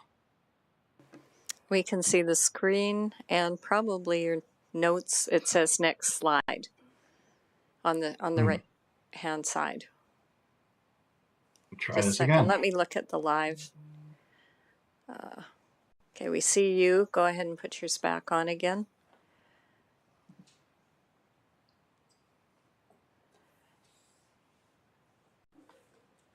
Okay, that looks good. Thank you. Apologies. Old dog, new tricks. No, just new technology. You're still a young pup. Appreciate that. So good evening, Your Worship and members of council. My name is Mark Morrissey, Director of Economic Development for the City of Fort Saskatchewan. Joining me this evening is Erin Duncan, our new Economic Development Officer. She is taking over in the vacancy left when Stacey Lofty moved back to Planning and Development. She is continuing in her role in the role of Downtown Coordinator until that position can be filled. So this evening, we want to talk to you about tax incentives that can be applied to the downtown to encourage residential and multi-unit development. Just a little history on the conversation itself. In July of 2021, the council approved or adopted the Downtown Action Plan, which contained 23 recommendations to enhance and activate downtown Fort Saskatchewan, which is seen here on the screen, which would be recommendation 4.1 to establish a business improvement zone for the purpose of establishing development incentives. Following the adoption of the action plan, council directed administration to provide a report outlined options for incentives to encourage downtown redevelopment, including affordable housing.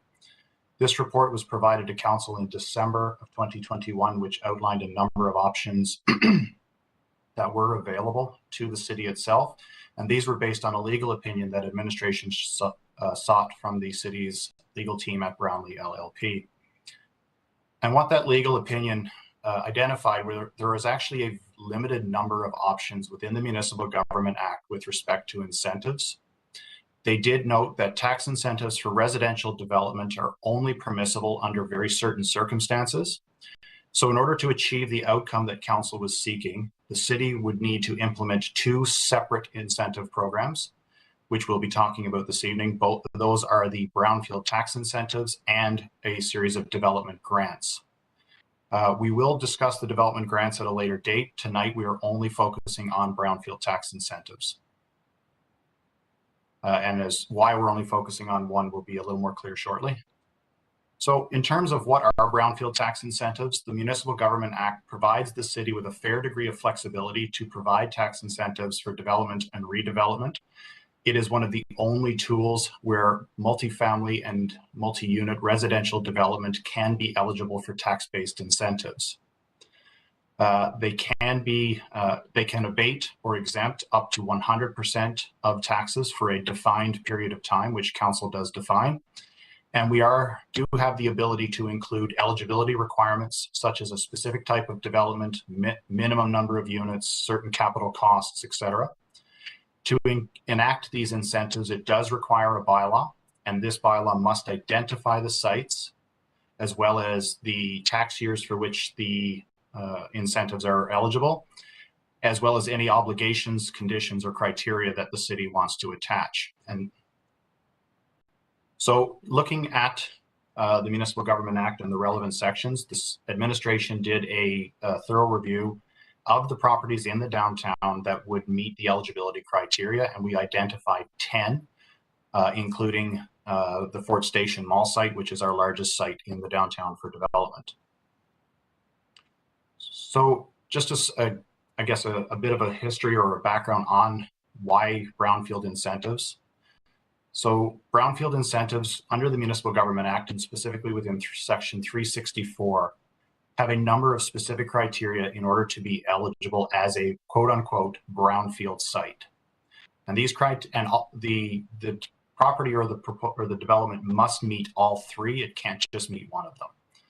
So these criteria are vacant, derelict, or underutilized, suitable for development or redevelopment, or contaminated or possibly contaminated. So the first two criteria have a fair degree of flexibility. It's not difficult for the city to be able to demonstrate that most of the properties within the downtown are not necessarily vacant or derelict, but certainly underutilized. They could be intensified for their use and are definitely suitable for redevelopment. The third criteria, to be contaminated or possibly contaminated, is more strict and does require a bit more homework on our part, and it does limit the number of properties that tax incentives can be provided to.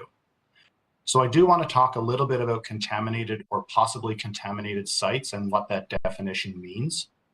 So a possibly contaminated or contaminated does not mean that the potential site, particularly the ones that we've identified in the downtown, are definitely contaminated. Based on past uses, these sites could be possibly contaminated. And the fact that the property was the site of a former or a current use, such as a service station, gas station, dry cleaner, rail yard, service station, these types of uses, and the fact that they were present at one point in time or currently present, that is enough to meet the legal threshold required by the Municipal Government Act define them as contaminated or possibly contaminated.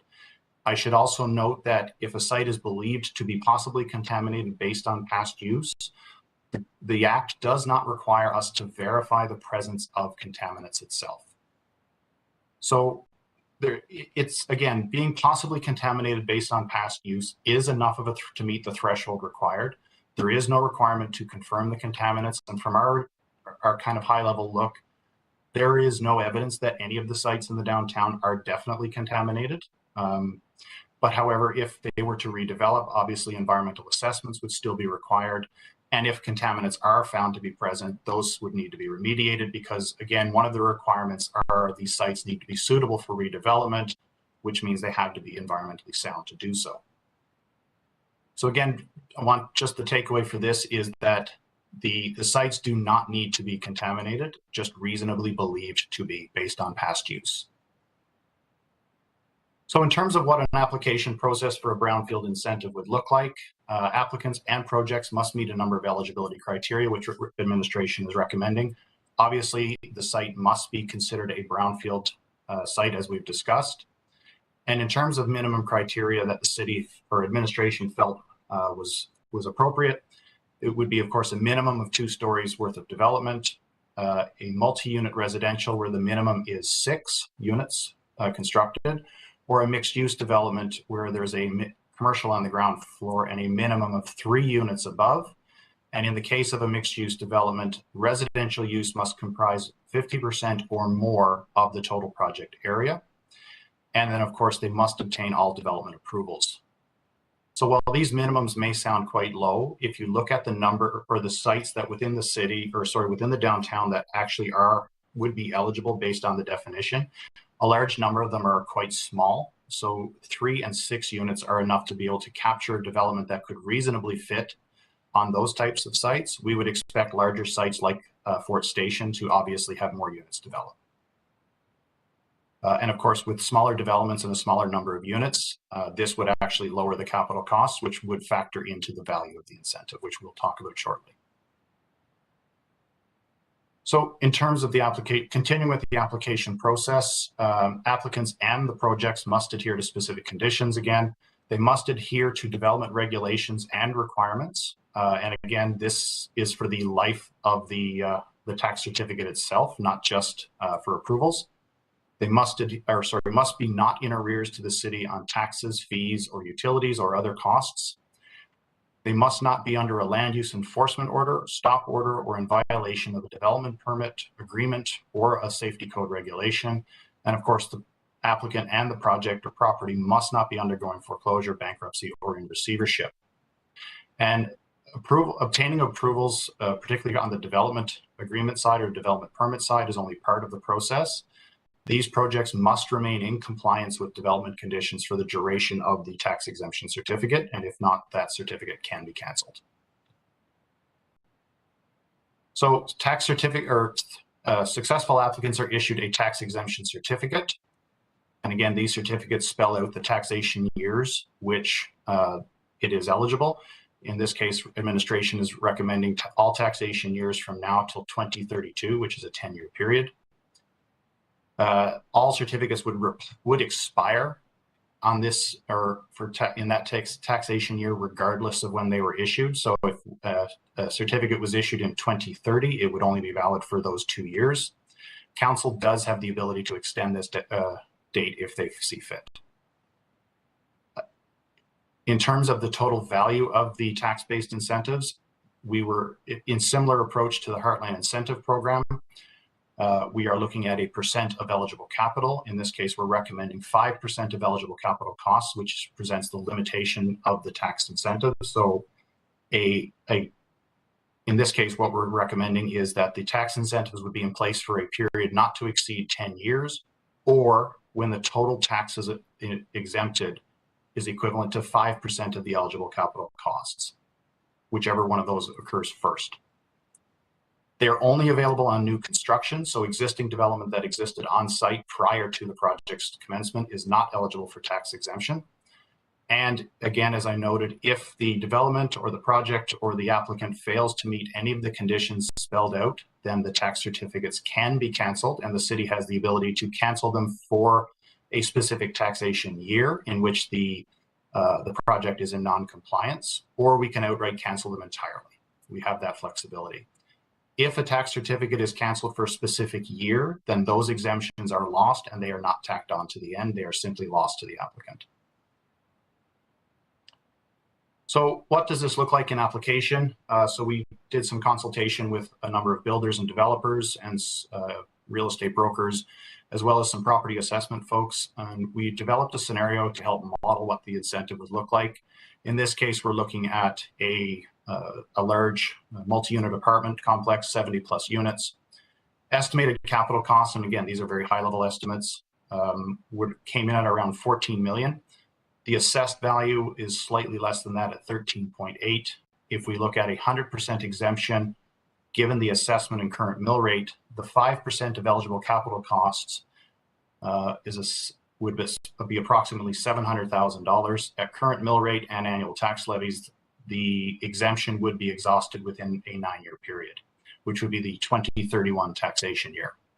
And again, given that there are limitations on how long this could go, if the situation changes and the exemption takes longer than 9 years, those certificates would expire in 2032, regardless of how much is left on them.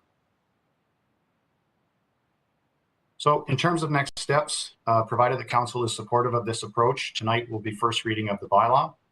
The Municipal Government Act does require that the council hold a public hearing prior to second and third reading.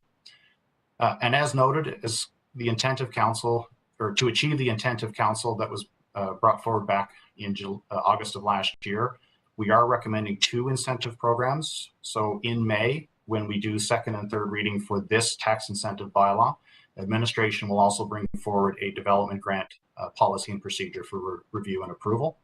And that will be, again, done in May. So if council is amenable, the recommended motion is that council give first reading to bylaw C-1522, Brownfield Tax Exemptions, and further that a public hearing be scheduled. The report targets a date of May 10th. There has been a number of conflicts that have arisen since then, so administration is likely looking at May 24th to avoid conflicts, which will also provide residents, downtown stakeholders, and council additional time to review the information. This type of small delay should not impact any planned projects, or there are provisions in the bylaw to accommodate projects that may have already started construction by the end of May, but are not yet complete.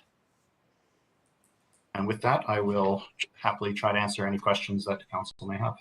Okay, thank you. All right, so we've got 3 in order so far. Councillor Harris, you're first. Mr. Morrissey, looking at your map that was attached to the report, there is a property that's on the corner of 100th Avenue, 103rd Street. It's vacant now. It would be across from the Brant or Kitty corner to the cooperators. That was a commercial building that was destroyed by fire a number of years ago. Would that type of a property not qualify for this type of a program, given the fact that it basically fell down into a hole and there was all kinds of stuff that was in the hole? It may or may not have been remediated. Would that property not qualify for this type of an exemption? It's sat vacant for a long period of time, and it's in a very important part in our downtown. Would that not qualify? Your worship, through to Councillor Harris, that's an interesting question. We based our assessment off the information provided to us by Brownlee, which did indicate that your best way of determining possible contaminants is by past use. The alternative there is also to actually go in and do testing and confirm the presence of contaminants, which they said could get really pricey and get really specific.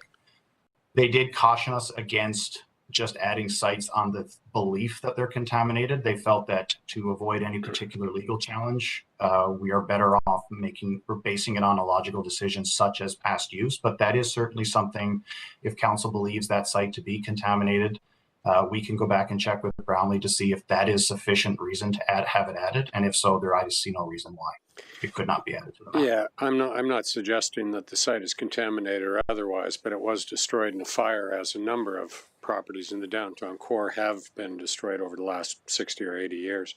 That I just asked that question. I was surprised because that would be a property that I would have thought might have been eligible, but respecting the limitations that are placed on this for obvious legal reasons, I'll kind of leave it at that. It was just a question of clarification. Okay, thank you. Councillor Kelly? Yes, thank you. Thank you for your report. What is the goal of this program?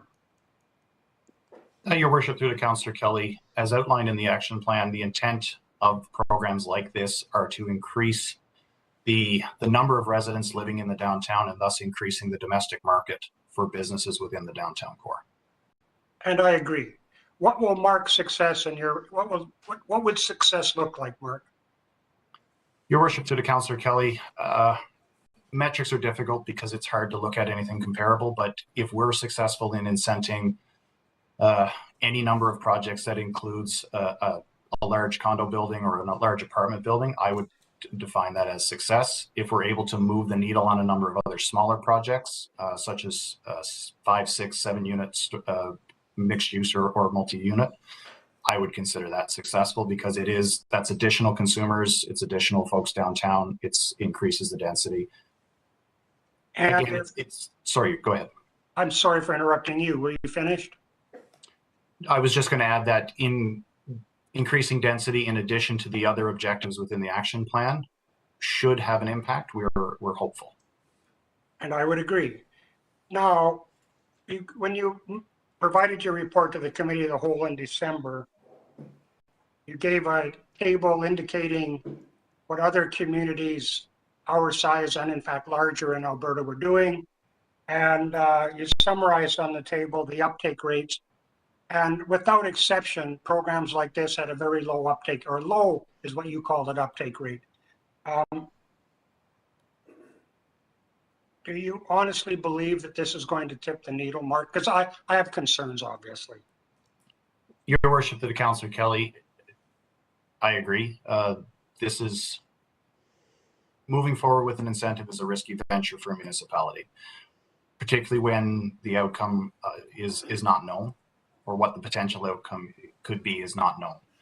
You are correct. The uptake for other municipalities have been low with a few exceptions. This one being a tax-based one is a little difficult, or a little different in that there are only 3 that come to mind that other municipalities are offering in terms of tax-based incentives. Medicine Hat, Vegreville, and Wood Buffalo. And in the case of Wood Buffalo, the tax-based incentives are not eligible for residential, it's only for commercial. The uptake on the tax-based programs was not known. Our colleagues in Medicine Hat and Vegreville were not able to give us a response in terms of what their uptake has been. The other grant-based ones, the uptake was low with the exception of the City of Edmonton, which stated they actually saw a fairly brisk uptake at first. It has leveled off, but there is still a number of interested parties for downtown development. Their program is specific to residential. Do I think this is going to make a difference?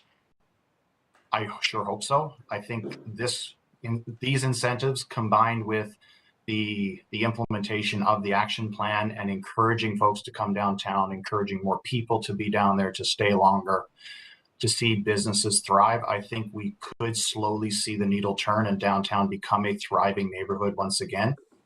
And that would inevitably increase interest within these programs. We do have the ability as administration, and of course as council, to review these programs annually, and if uptake continues to remain low or at 0, these programs can be canceled. And I would suggest that the biggest risk to our community is that this program, there is no uptake to this program. There is 0 risk to our uptake. Why are we limiting the certificates to an expiry date of, I think you mentioned 2033?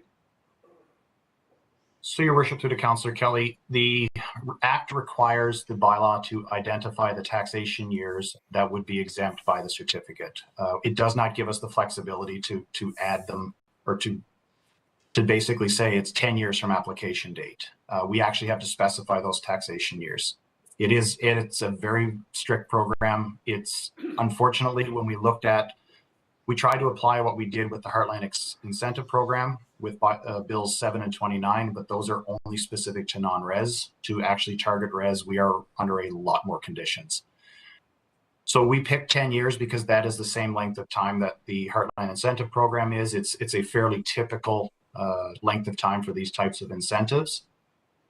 If council feels that these programs are successful or they wish to continue, then the bylaw can be amended and those taxation years extended. And again, that can be based on uptake and results. So I agree with you. It's another hurdle. It's another hoop to jump through, but unfortunately, it's one of those legislative ones we have to. Is there anything stopping us from saying initially that it's 15 years and not 10? Nothing. If that's the wish of council, then we can definitely do that. Thank you. Okay, thank you. Councillor Noyan. Second here. Go ahead. Thanks. My question just has to do with the the map of eligible properties. Can you tell us how many of these properties are currently ineligible for this program? Because I think I can see 2 that I'm aware of. So your worship, through to Councillor Noyan, through the review that we did in terms of meeting the definition of brownfield tax incentives, there are only 10 properties that would meet the definition. And that is based on past use. This is the reason that administration is recommending 2 separate incentive programs. So these tax incentives would be applicable to the sites that qualify for brownfield. Any site within the downtown that does not qualify as a brownfield site would be eligible for the second incentive program that administration plans to bring forward in May, and these would be development-based grants. So we want to make sure we capture the entire downtown. Unfortunately, the legislation doesn't allow us to do that under a single program. It does require us to, if we want to use tax incentives, of course, it does require us to offer 2 different types just to make sure we capture all of the downtown. So properties that do not qualify for brownfield would be eligible for the other incentive program we are proposing.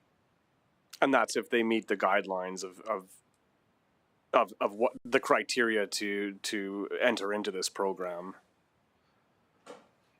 Through your worship to Councillor Noyan, yes, but the requirement to be contaminated, possibly contaminated, vacant, derelict, that would not apply to that second program. I see. Okay, thanks. I have a better understanding now. My second question, besides being mandated by the MGA, what are we hoping to achieve through the public hearing? And can you give us kind of an idea of what would be valuable for information to be gathered from that? Your worship to the Councillor Noyan, interesting question. The requirement for a public hearing, I'll be honest, it puzzles me as well, but that's the requirement within the Act. So it will be advertised, of course, as is legally required. So we certainly would hope that stakeholders within the downtown who have an interest in this could come forward and perhaps provide council with some context in terms of what it would mean to their potential projects. If there is any concerned residents in terms of offering incentives for development, I would expect those to speak as well. When it comes to these types of programs, any information is good information, I guess. So it really helps provide context and fill in some of those blanks. But in terms of the need for the actual public hearing, it does puzzle me a little bit, but I guess that's the extent of it. Okay, thank you, Mark. And that's kind of what I was expecting as an answer, so I appreciate that. I have one more question if you want to come back. If it's just one more, go ahead, and then we'll move on. Yeah, and this should be a fairly short question. Is the eligible capital costs that can be covered under this incentive, can you just speak to what that entails? Like maybe give an analogy of a specific residential development that's about to be built, or are we just looking at the building structure specifically to apply this funding towards, or would it be all surfaces and underground perhaps?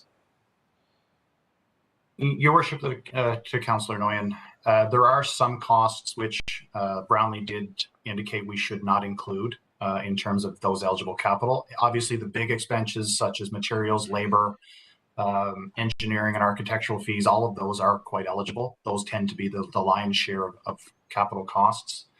I would think things like stripping and grading and excavations would also be eligible because these are physical costs incurred to build the structure. The folks at Brownlee did recommend that some of those softer costs, such as permitting fees, legal fees, things like that, these that do not have a direct connection with a physical structure or the physical building itself should not be included because it does present a bit of an opportunity for a legal challenge if somebody takes exception to what we're trying to achieve. Right, so the bulk of the costs of construction are going to be included as eligible capital costs for these applications, and that's where I was looking to get. Thank you. That's correct, yes. Thank you. Councillor Macon. Thank you. I have a couple questions. So as part of this bylaw, we have to specifically state the properties, correct? That qualify? Correct. Okay, so then I guess maybe you could just speak a little bit more to how they qualify. So I'm looking at this map, and for example, I see the Esso property, and what I believe I'm looking at is the 7-Eleven property. And those are both utilized sites without vacant units. It's not like you could fit a residential property on there without tearing something down. So how do those qualify as underutilized derelict sites? Your Worship, to the Councillor Macon, that was one of the questions we posed to Brownlee, and their response was the definition of underutilized and suitable for redevelopment really does lie with the city. There are no real legal precedents that would need to be followed here. So if in the opinion of council that these sites, and you're correct, the 7-Eleven and the Esso station there, they would technically meet the definition of possibly contaminated given that they were a current and a former service station. If the owners of those sites suddenly decided they wanted to take down the gas station or take down the commercial buildings there, or even expand the commercial buildings and put a second and a third story residential above, then that could be determined to be intensification of use and therefore would be technically underutilized. So the requirements to be vacant or derelict, again, those are a little more clear, but in terms of being underutilized or suitable for redevelopment, there is a fair bit of discretion that the city can apply to these definitions. That's interesting because I don't know if I would, I just feel like in that case, if you're looking at any property where if it was redeveloped, I would feel like the list would be longer. So it's a bit of an interesting consideration there. Your Worship, to the Councillor Macon, it really is, in terms of what makes a site eligible and what doesn't, it really boils down to that requirement to be contaminated or possibly contaminated, because that is ultimately what narrows down that list from essentially all of downtown to just these 10 sites. So I guess that kind of leads into my next question. My next question was going to be that there are some residential properties here that have been torn down and created into a commercial property. So I guess in the same way as I'm asking about residential, could another commercial property apply to be added to this bylaw down the road if they were redeveloping and thought that they suited? Is it possible to make an application to the city, or is it we set this and that's going to be it? Your Worship, to the Councillor Macon, my understanding would be that if they can demonstrate based on either past use or some other fairly logic-based argument that they are contaminated or possibly, it would be an amendment to the bylaw to include them, because the bylaw does require us to list those sites that are eligible. So council could amend the bylaw to add or remove certain sites. So, okay. Short answer, long, yes. Sure. And then my one last question is, in response to Councillor Kelly, you had said that it is risky, and I wonder if you could explain why you think it's risky, because when I think about this type of incentive, the city would only be applying that incentive to approved properties. So I guess where can you demonstrate, what do you find in it that is risky? Your Worship, to the Councillor Macon, apologies because I do believe I misspoke there. Incentives by their nature can carry risks. and the impetus then becomes on administration to mitigate those risks. And in terms of putting in requirements that only the approved projects are going to get this, and they're only getting it when they're fully complete and constructed and everything, we are satisfied that the project is exactly what we were told it's going to be.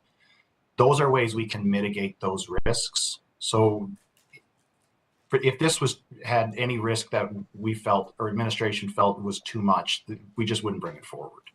So that's why these criteria and these conditions have been put in place, is to mitigate the risks that incentives inherently bring.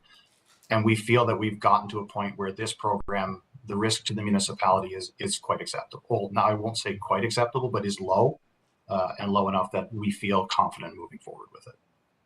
So in terms of specific risks to the city, we've done what we can to mitigate those, but there's always the option, there's always the opportunity where a project maybe doesn't meet the criteria as applied. They build it, but then we go in and say, you know what, no, this actually doesn't meet. So we have that ability through these conditions to say, no, you did not build what you said you were going to, therefore you're not getting that. So that's that mitigating strategy. Thanks for the clarification. Okay, thank you. I've just got one question looking at the map as well. So when you look across from Legacy Park, you've got a real skinny little red mark in between two buildings. But then when you get beside the bowling alley and Twice But Nice, there's that site that is in there. So that one we're not deeming as qualifying. Through to your worship. I need to pull this map up. I had it open a second. So it's the one on 102nd Street. There's no red on there, but I know there's the one beside Daisy a Day, and then you come all the way across 102nd Street on the south side of the bowling alley. Those two lots, those wouldn't qualify for anything. Through to your worship. No, we looked at past uses of these sites. We specifically singled out those that had dry cleaners, gas stations. And again, we didn't look at just past use. We also looked at current use. So if it's currently a dry cleaner or currently a service station, that would qualify as well. And I only asked that question because it was a furniture store at one point in time, burnt down, and I think they just pushed everything over in underneath. So that's where I guess the conversation would come, if there's any contamination or not, which we wouldn't know. So that would be just one I would be interested in. Through your worship, again, if the owners of that site feel that they meet the definition, then the bylaw can be amended to include them. Okay, great. Thank you. Councillor Nguyen, you're up for go ahead. So I have an analogy because there are two either current and former gas station sites included on this list. So if a land sale on either of these gas station sites happened, say in the year 2028, it was discovered that there's a plume of gas in the ground is contaminated, and there was environmental hold placed on any development of that property.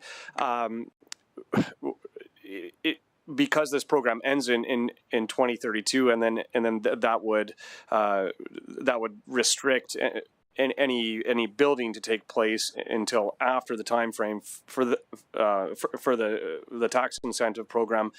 How do you see that playing out if that became an issue? Your worship, to Councillor Nguyen, that's a difficult one to answer. One of the things that we've excluded from the eligible capital costs are actual remediation costs for the site. And the reason those have been excluded is if you look at the sites around there, there's no evidence that there's contamination. It is something that we can revisit if council wishes, but if those sites were to want to access this program to redevelop, again, it's something that we could look at amending the bylaw. It would require a motion of council, obviously, to extend both the taxation years and the eligible properties. But it could be something we could consider at that time. Okay, thanks for that answer, and yeah, I appreciate your insight into the state or the condition of the soils beneath those properties, and I think that's good information to know. Okay, thank you. All right, that appears to be all the questions. So what is the wish of council? Councillor Macon, did you want to make see your hand? Did you want to make the motion? And I'll just be clear, sometimes when it's on the WebEx site, I can see hands, other times I can't, so. Yes, I'll make the motion. I'm just getting back to the first page of the report. Apologies. Here we go. I'll make the motion that council give first reading to bylaw C-1522 to provide for a brownfield tax exemption, and further that a public hearing be scheduled. Thank you. Would you like to speak in favor of your motion?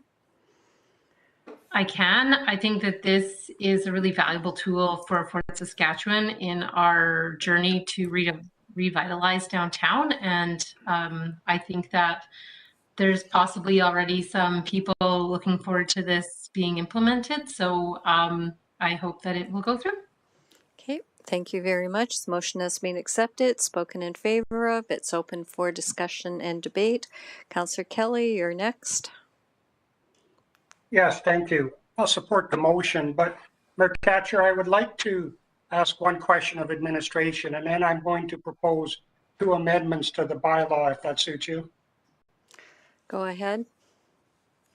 My question of administration, next scheduled review for council to review the success or non-success of the program is when? Through to your worship, there's nothing specific in terms of within the bylaw to come back, but we absolutely can come back on an annual basis if council prefers, or biannual. It really is whatever council would prefer. We're happy to provide that information. Would it make sense, Mark, that be buried into the bylaw, or how do we accommodate that request? I'm actually going to defer to Mr. Fleming on this one to see if there may be other processes or methods that we could use, or it could be something that could be implemented into the bylaw itself. Mr. Fleming? Yeah, through your worship, similar to a policy, it is possible for a bylaw to have a review date. So we could look at including something like that. Maybe while we're dealing with the amendments, we can discuss that here and come up with a mechanism to include that. Okay, so my question though, procedurally, that we have to give it first reading, correct? And then any amendments to that. Yeah, through your worship, maybe what would be nice is actually if we gave first reading tonight, and then if Councillor Kelly wants to send us the language for the amendments, and then we can have it ready to go and teed up for the second and third reading after the public hearing. We can still do those amendments as long as they don't substantially change the intent of the bylaw. Then we could be ready for it. Okay, so Councillor Kelly, if you just kind of want to tell us what the amendments might be, and they can determine if they would be substantial to the bylaw or not, but we have to give it first reading first and then any amendments after first reading. Would somebody please explain to me why we can't amend it before we give it first reading? Ms. Moulter, go ahead, you're parliamentary. Your Worship and members of council, Councillor Kelly, typically first reading is given just to introduce the bylaw. Following that is typically when amendments are made once the bylaw has received first reading. And I appreciate your answer, but you said typically. I'm looking for yes or no. Explicit answer. No. The amendment should not happen at first reading. First reading is to introduce the bylaw. Once the public hearing comes, that will give an opportunity for any necessary amendments to take place, and then second reading can be given as amended. That is our typical process. Is it your typical process, or is it the only process? Your worship, to Councillor Kelly, that is the process that we follow for the city. I hate to belabor this, but my amendments. I'll describe my amendments, and I'd like to continue this discussion for a moment or two, please. My first amendment is to propose under paragraph 5.9 that we add 5 more years. I propose that because as soon as this program gets established, we're already depreciating the number of years that qualify, and we're weakening the program before we even start. Secondly, I do think that council needs to be updated on the success of the program on a very regular basis. The biggest fear is that we don't get uptake, and then we've wasted our time and we've not improved our downtown. And the third thing, I guess, is following up on the line of questions from Councillor Noyan. I do wholeheartedly believe that remediation costs should be included in the eligible costs for the property tax rebate. Why? They are significant. And I would very much like, first and foremost, to get any area that's possibly contaminated, remediated and built upon first, rather than leave those lots simply because it's easier and cheaper to get an incentive on a lot in another part of town. So I think those are basic. I think they're simple. And I don't know why we have to go to a public hearing before those are introduced. Why couldn't the public comment on them at the public hearing? Okay, thank you. Just for clarifying what they would be, Ms. Moulter has indicated that what our process is. The only question that I would have of Ms. Moulter is with regards to the question 1 to extend it by 5 years. Would that be considered substantial to the bylaw? Your Worship, I would recommend speaking to Mr. Morrissey on that. I believe we did have legal advice on the length of time that was included in there, if I'm interpreting the question correctly. Okay, so I'm going to go to Mr. Morrissey, only because, I mean, if we give it first reading and then a motion comes forward to add 5 more years onto it, does that substantially, in the opinion of the lawyers, change the bylaw that it would require an additional public hearing? Through to your worship, without being a lawyer, it's difficult for me to answer that. However, I will provide the perspective of Brownlee because we did talk about length of time. The one area that we actually have a significant amount of flexibility on within the Brownfield tax exemption portion of the Municipal Government Act is on length of time. There is no legislative requirement within there to say they have to be done by a certain period. How long the bylaw is in effect for and how many taxation years we include is exclusively up to the city. Okay. So my opinion, my uninformed and unlegal opinion would be I don't believe it changes the bylaw significantly, given that we do not have restrictions in that area. But okay. I again, not a lawyer. Okay, thank you. I just wanted to clarify that because as we go to first reading, so Ms. Moulter has, as parliamentary, indicated that our process is that we give first reading, go to the public hearing. If there are any amendments, we make those amendments at that point in time and then vote on second reading as amended. So as the chair, that will be my ruling.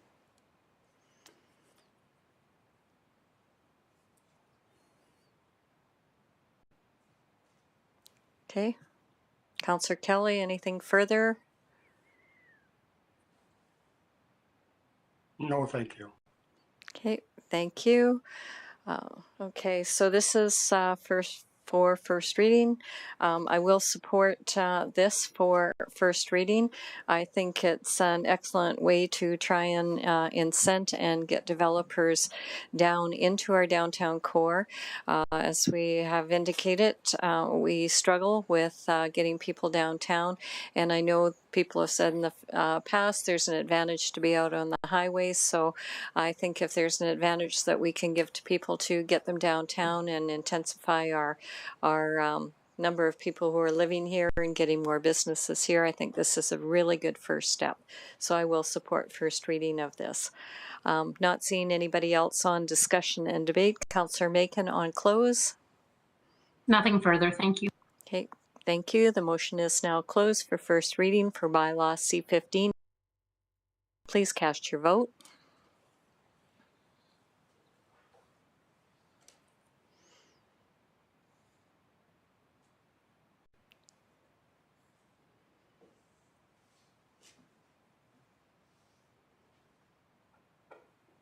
Motion is carried 7-0. And I know there's only 2 items left on the agenda, but I have been asked for a comfort break.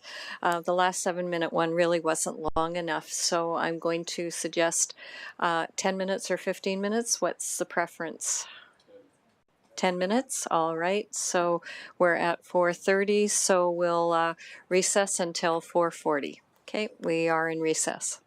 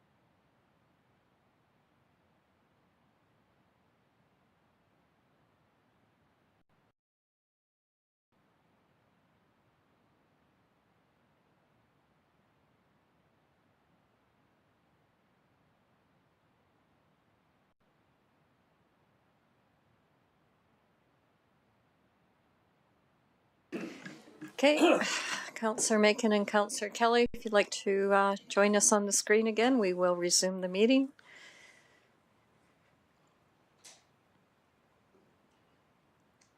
Okay, I've got one. Did we lose Councillor Kelly? We lost him? That's impossible. Okay.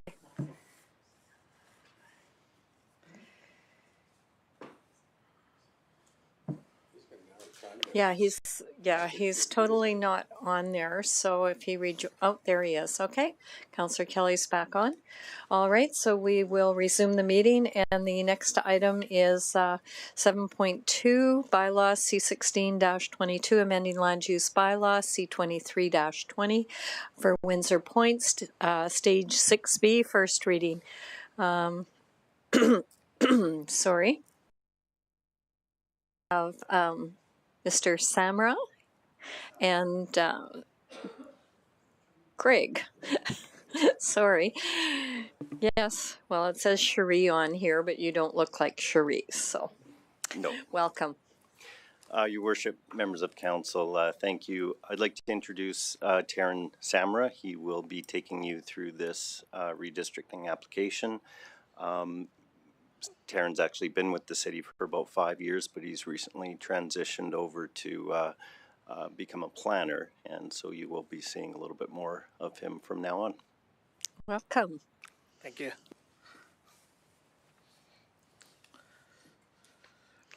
Good afternoon, Your Worship and members of council. I'm here to present bylaw C16-22 that Windsor Point Stage 6B. The lands to be redistricted are in the Windsor Point community of West Park.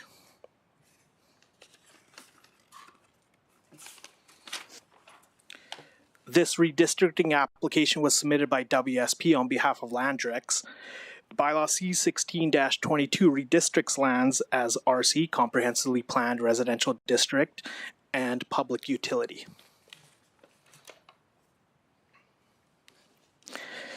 The Windsor Point Stage 6B redistricting complies with the city's planning policies as outlined in the city's Municipal Development Plan.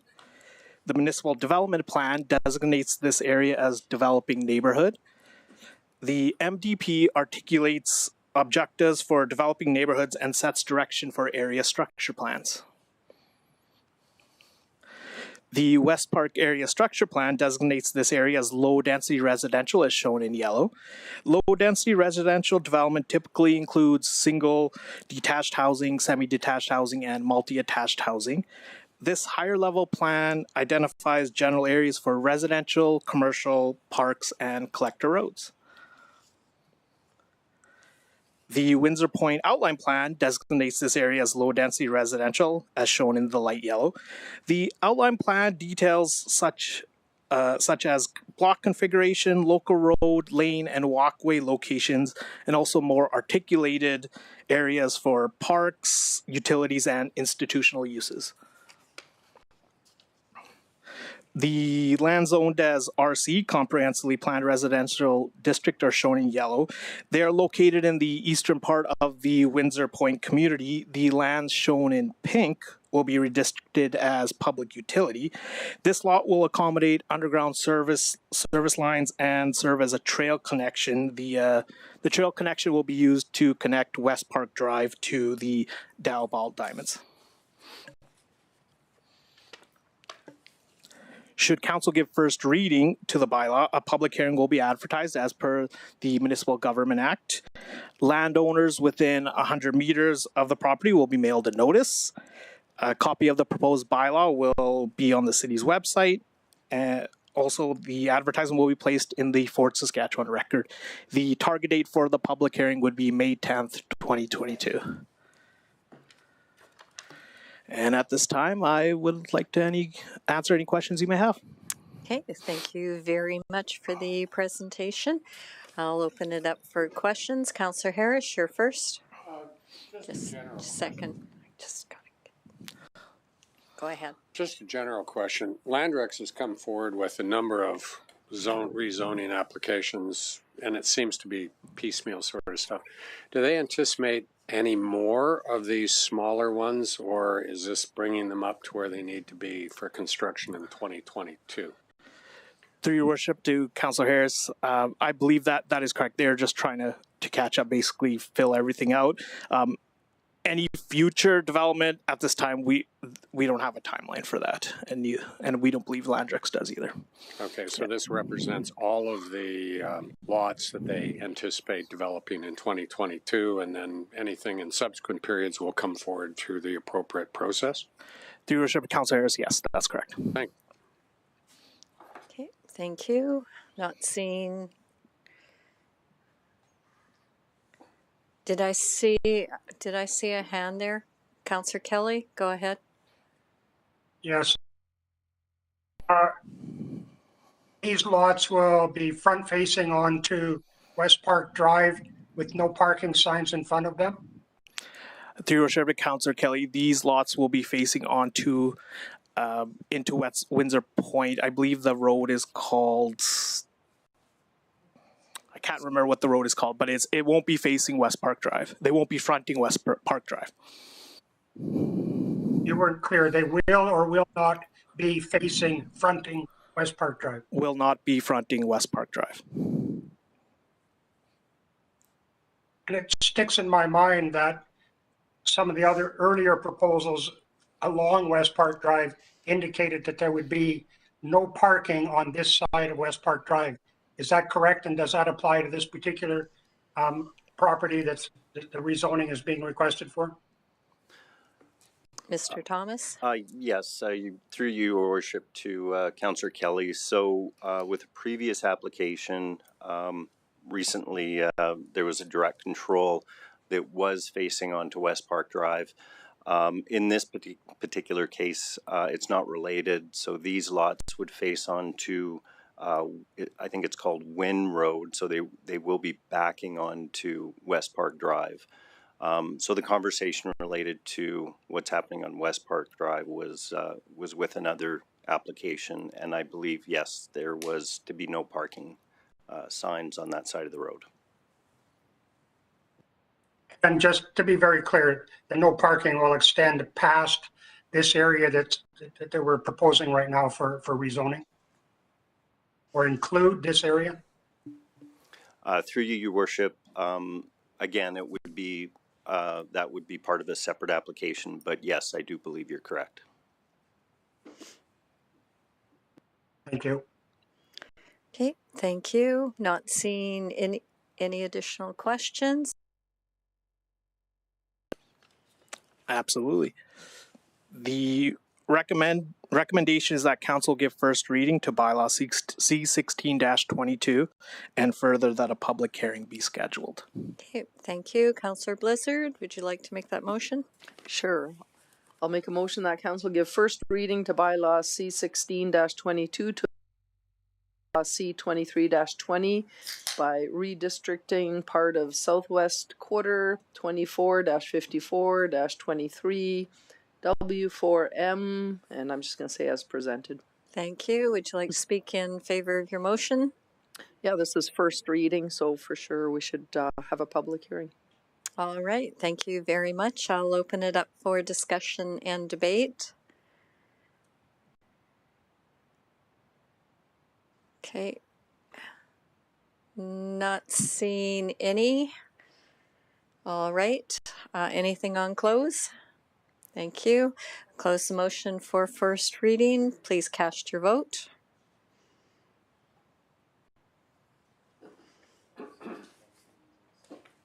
That is carried unanimously. Thank you very much.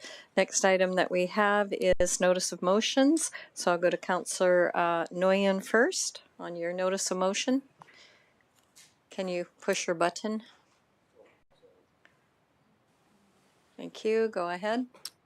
Yeah, so based on previous discussion and the motion for aquatic infrastructure service level review, I'd be happy to postpone this motion until the council meeting administration brings forward the new referral motion relating to item 5.1. Okay, would you like to read the postponement motion in, please? It's on the screen. Sorry. Oh, thanks. Yeah, so I move that council postpone the notice of motion to rescind R 308-21 until such time that information is presented to council on an aquatics hybrid model prior to the end of May 2022. Okay, thank you. Postponement motions are open for discussion and debates, so you may speak in favor of your motion. Yeah, I think it is a great idea for council to see what is presented before us according to the referral motion, and at that time we will be in a better position to vote on the item 8.1 of rescinding the original R 308-21. Okay, thank you. I'll accept the postponement motion. It's open for discussion and debate. Okay, Councillor Kelly. Thank you. Quite frankly, and with respect, Councillor Nolan, I'm not in favor of postponing this motion. If we're going to move forward with council discussion on the proposed new pool, whatever format that pool might take in the future, the correct process is to deal with the notice of motion, or pardon me, the motion that's in front of council, and make changes as we need to in subsequent meetings to tune that process in. I fail to see why we need to have this overhanging as that process continues, and maybe you could help me understand if you would, please. Yeah, that's a fair comment, and the reason for postponing this motion is because the way that I envision the process going here is that it leaves options open for what council may be willing to do without having to complicate matters into taking this completely off the table without knowing what's going to be before us in a few months' time, and quite simply, I think it's more diligent to keep this matter on the table for now. That's the way I see it, and I do appreciate if other opinions are different. Mayor Katcher, do I still have the floor? Yes, you do. Thank you. In your opinion, Councillor Noyan, what does your motion provide to council that we don't already have? I'm not sure I understand the objective of the question. I will repeat that. I was prepared to support the motion, the NOM that is before us today. So without having any knowledge of and a tangible motion that I'm ready to support for a plan for our aquatic infrastructure, I would like to postpone this so myself and the rest of council has the option to have a discussion on this motion. What I do see is that there is potential for not having the correct budget allocation to fully assess what an addition to the DCC for a new pool would look like, and I guess that's my main concern. That concern not be handled as part of the process that we determined today? Yeah, I hope it does, yeah. But once again, it's a safeguard in case that doesn't happen, and further budgetary measures need to be brought forward. Mayor Katcher, do I still have the floor? For one more question, and then I'll go on to somebody else and I can come back to you after. Well, we have a motion. So we have a motion in front of us. We can voice opinion, correct? It's a postponement motion. So we can voice opinion? That's correct on postponing it. You bet. Thank you. Council today rightly chose a path that marks us on a path forward. Will it turn out to be at the next iteration, at the next meeting, the perfect path? I don't know. Nobody does. But at that time, we can discuss what we have in front of us and make the necessary amendments and move on. This motion, as it stands right now, is in my humble opinion, redundant and simply not necessary. And I would encourage council to get it off its plate so that we don't have to worry about it going forward. Thank you. Okay, thank you. I have Councillor Abatoye next. So I am going to support the motion to postpone, and the reason for that is I kind of feel that Councillor Noyan brought a notice of motion forward to be debated, but didn't get that chance to. I wasn't going to support the notice of motion, obviously, at that point, but we do have a bit of a compromise right now with the referral motion. But I feel like, just giving him the ability to get his notice of motion heard, I will support the postponement. I do believe that the referral motion that we have on the table is going to address all of our concerns, and there might be no need for this. And may I reiterate that this is a notice of motion. He can bring it forward again without any issues after, the referral motion comes forward. So I'll support the motion anyway. Thank you. Okay, thank you. Councillor Macon. I think that the motion may end up being unnecessary, but I think it's just as easy for him to pull the motion if he appreciates what comes back before us with the referral. So I will support it. It's easy enough to take it away if the mover deems it necessary later. Okay, thank you. I too will support the postponement motion. I think this evening it got messy. And although the referral motion talks to bringing back a hybrid model, Councillor Abatoye is quite correct. Councillor Noyan didn't have an opportunity to present this, to actually find out where Council's head is at with regards to the original motion that was on there. And so based on that, rather than having him to, if he doesn't like what comes back, he still has the opportunity to have his notice of motion dealt with if he doesn't see fit that what's coming back, because we haven't had an opportunity to test the waters. And I know, although administration has indicated that they'll bring back a hybrid model, we haven't really made a decision, and of course, yes, we can make changes on the fly, but I think there was a difference in the dollar amounts. They're quite different, the motions, so I will support the postponement. Okay, so seeing no additional speakers, Councillor Noyan on close. Oh, you have to push your button. Go ahead.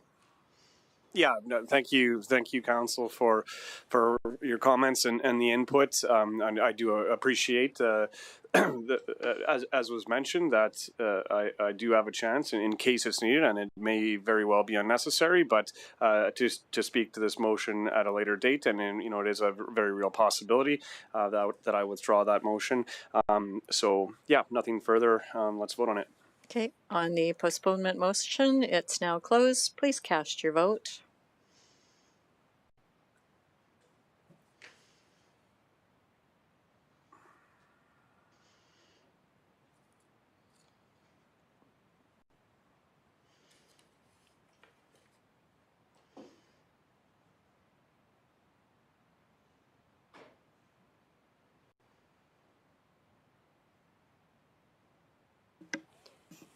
I'm sorry, Your Worship, just Councillor Abatoye. It's just a bit of a delay there. Okay.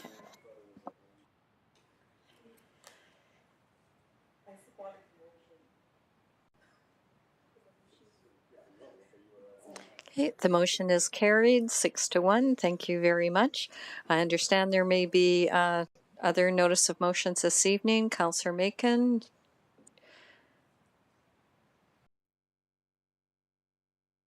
Cheryl able to put it up, or I can open my email?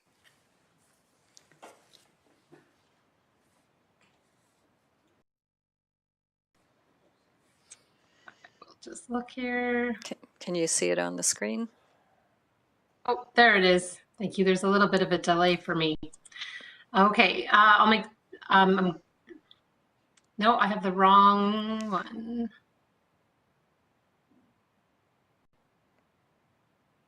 Hold on one second. So for a notice of motion.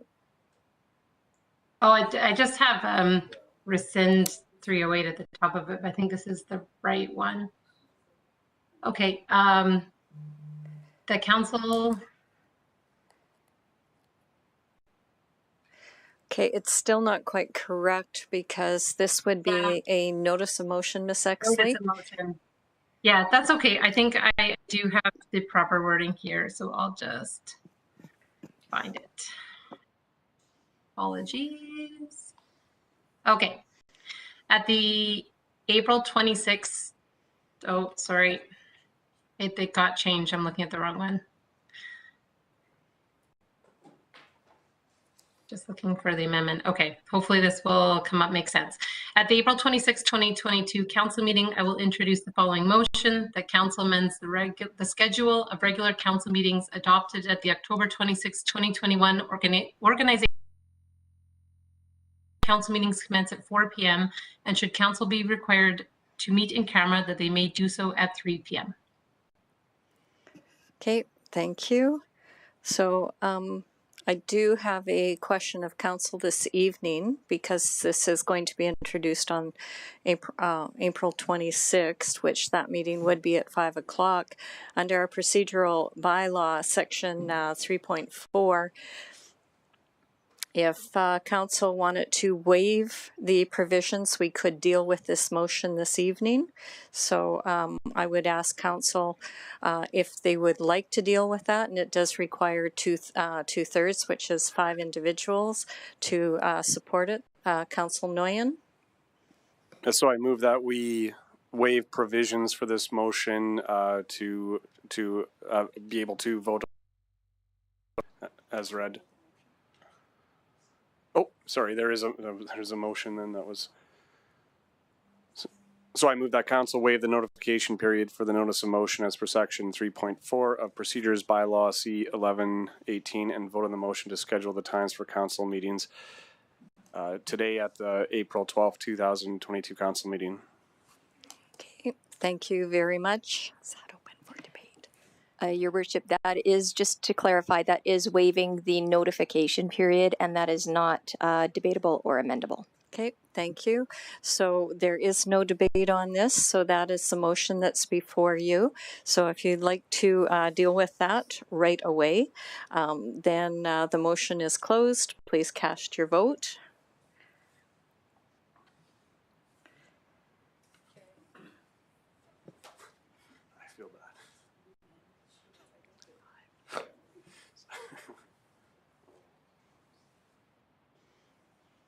And that is carried 6-1, so that is sufficient. So you can go ahead and read your motion in, and we will deal with it right now. I'll make the motion the council amends the schedule of regular council meetings adopted at the October 26, 2021 organizational council meeting to have regular council meetings commence at 4 p.m. And should council be required to meet in camera, they may do so at 3 p.m. Okay, would you like to speak in favor of your motion? I will. Wasn't expecting to talk about it, so I won't be as articulate as I had the opportunity to write out all that I wanted to say. Fundamentally, I disagree with this motion, I should say. I do prefer to have the meetings at 6 p.m. at a time where the majority of the public can view the meetings. And I know that I've always said that. Because I simply couldn't make the earlier council meetings on a consistent basis. That has changed. And also I did hold out hope that our meetings would not continue on the path of being excessively long. And I know Councillor Kelly thought that he could see the writing on the wall, and I guess I just couldn't see it yet. So I will have to, I guess, agree that that I was wrong about that, our meetings are just going to get longer and we have to start earlier. And I think that with the technology that we have now, that I am more comfortable that the public can tune in depending on no matter where they are, they can tune into a council meeting and they can and certainly have the ability to still participate. So I do have a higher comfort level now, although I would prefer it at 6 p.m. I do realize that we're just not going to get there for our shorter meetings. So I will make this motion to bring it. I know that we've been having meetings a little bit earlier than that is suggested in this notice of motion, but in discussions with other council members that I knew might have a struggle with the earlier time, this was the time that they felt that they could do consistently. So I think it's a good start and gets us started a little bit earlier. So I guess that is all I will say for now. Okay, thank you very much. So the motion is now on for discussion and debate. Councillor Kelly? Yes, thank you. Think you answered my question in your final comments. How is it that we decided on, or that the mover decided on 4 o'clock as opposed to 6 o'clock, as opposed to 2 o'clock, or any other time for that matter? If I can comment, I guess just another member of council felt that they could not make it earlier if they wanted to comment when it comes to them. And I know and I appreciate your comments, Councillor Macon. I did present council with 2 motions that were roundly and soundly defeated, in part because some council members, and you know who they are, spoke vehemently against it. So what has changed in your world that allows you to meet an earlier date now, and are you comfortable committing to that for the next 3 years? Yeah, so like I guess I would say that, you know, prior to this, we were really very much struggling in my personal business, in my daytime job, right, to get, it just happened to be that Tuesdays were a problem, and I knew I couldn't consistently do it, but we've put a lot of work into that to ensure that we've resolved that problem. And I know that there's support for not changing it to the daytime came from people supporting the fact that I said that was a hardship for me, and I do appreciate that. But I was trying to, I know the writing was on the wall. I know people wanted daytime meetings, so I really tried hard to fix that. So I hope that this is a good compromise from now, and I am told that if other members' situations change, that we could even make it earlier in the future. But I know that this is what worked now.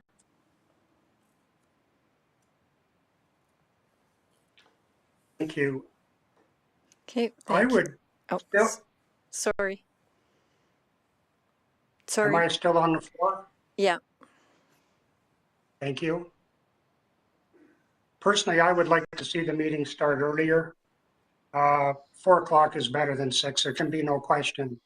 But we have now for many months started much earlier, and the meetings are still a grind. 4 o'clock will help, but it's still not early enough, and it's not as early as we have been doing it. So the question of council, firstly, I guess, or let me rephrase that, a question of administration, and I guess Troy, given what we've been through for the last several months, if the meeting start time was officially 4 o'clock, Mr. Fleming, would you have still proposed that we move it to an earlier time in view of the agendas? Through your worship, I think there's been a couple of those agendas I still would have proposed that we move. There might have been some of them that would have worked with the extra 2 hours, but and I don't have a hard and fast rule with this, and also my ability to predict how long a meeting's going to go has been pretty spotty this term so far. But I think if you're taking a meeting too far past about 9 o'clock, you're really pushing people's ability to function at an optimal level and probably not getting a lot of participation from the public. So getting the extra 2 hours will help, but again, it'll depend on the agendas, and if we have a real whopper coming up that we can't avoid, I'd probably still suggest moving now. Thank you for that. I would just ask councillors to voice if whether or not 2 o'clock would work for them as opposed to the 4 o'clock. And I'll consider an amendment to the motion if anybody chooses to speak or not to speak. I'll base my decision on that. Thank you. Okay, thank you. Councillor Batoye. I have a question. I remember a few months ago you had said that the reason we had longer meetings than previously was because of the restriction applications, and that you think that they will taper off by April, May. Is that still the case? Yeah, through your worship, in looking at the agendas, which we do every Monday at the Agenda Review Committee, we go forward through all of the next agendas for the next few months. There isn't very much for redistrictings that did taper off.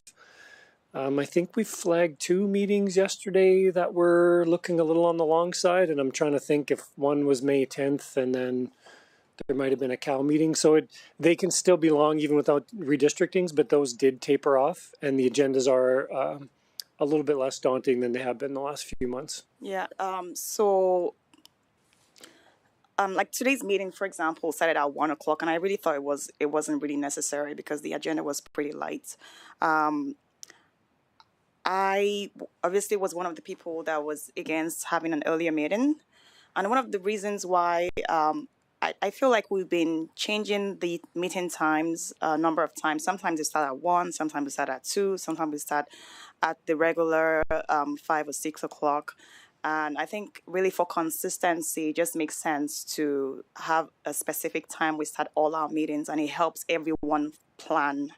For me personally, 3 p.m. is what works for me and my life essentially right now. Obviously, if things change, I can come back to council and say, hey, I can do an earlier time. But for now, 3 p.m. is what works for me. I mean, I've made all the earlier meetings before now, but again, it's really for consistency, to have a specific time, and, we're not having different times of meetings every time. And so we still have the CAL meetings that start at 2 o'clock.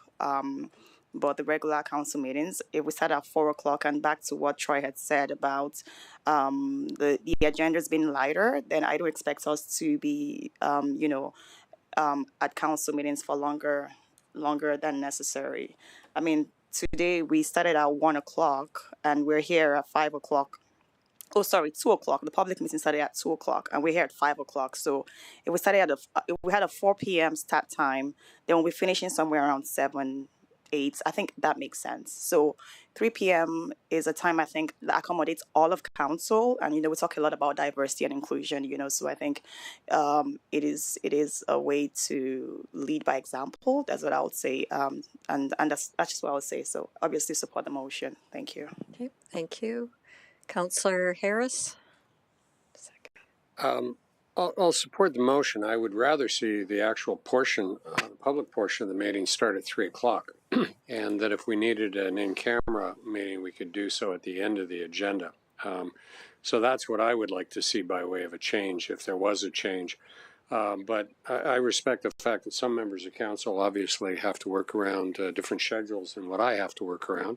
I'm pretty flexible, so I can meet anytime. But I'd almost rather see it start at 3. And go right into the public meeting and then get through as much of the public stuff as we can during that period of time. And I believe that from what I've heard today, that Councillor Macon and Councillor Abatoye would be able to make those meetings. So where the 4 o'clock came from, I'm not sure. But today we started at 1 and then we talked for a few minutes in camera and then we had a long meeting, or we had a long wait. Now, whether it was eating a sandwich or something, I just as soon get the business of council done and move on. So, but I can go at any time. So I'm flexible that way. Okay, thank you. I'll support the motion as well. I think it's huge strides forward. I know I voted against it in the past because some members of council just felt it was a hardship. When we ran for council, it was stated that it would be 6 o'clock, but potentially could move to daytime. So I see this as a baby step forward. And you know what?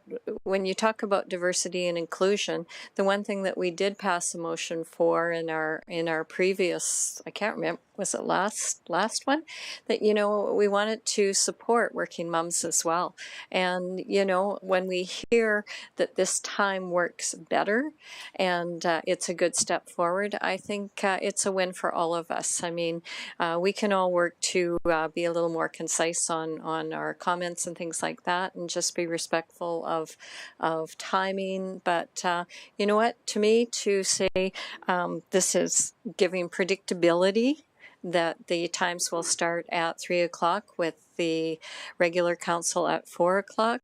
I think that just speaks to the fact that we're willing to make some steps forward, and it's an advancement. So I'm quite comfortable with it.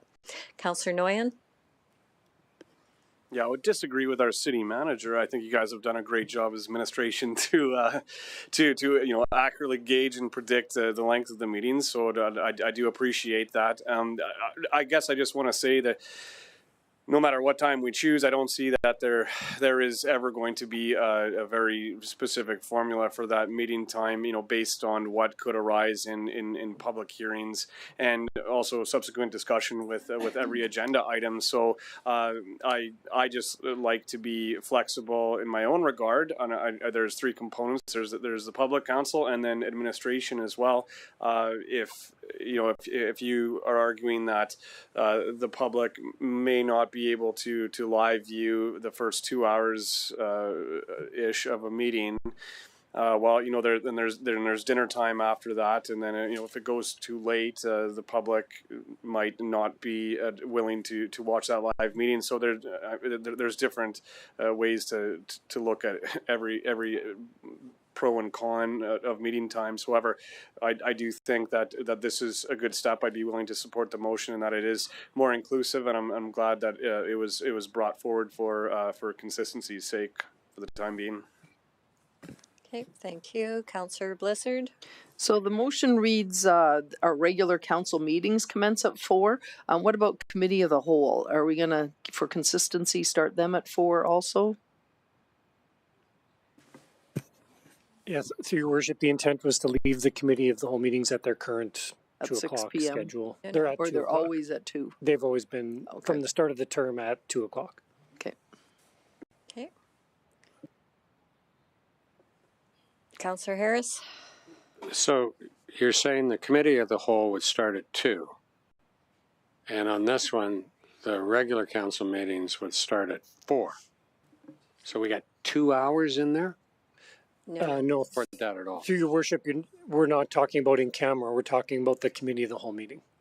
So, the committee of the whole. Oh, sorry. Yeah, they're one and the same in my world. Yeah. Okay, so that's just let's back up. So the committee of the whole meeting, then what's that? That'll start at 2. That'll start at 2 o'clock. That's right. And that'll go till whenever. Yeah. And if we need an in camera, it's after. That's correct. Okay, good.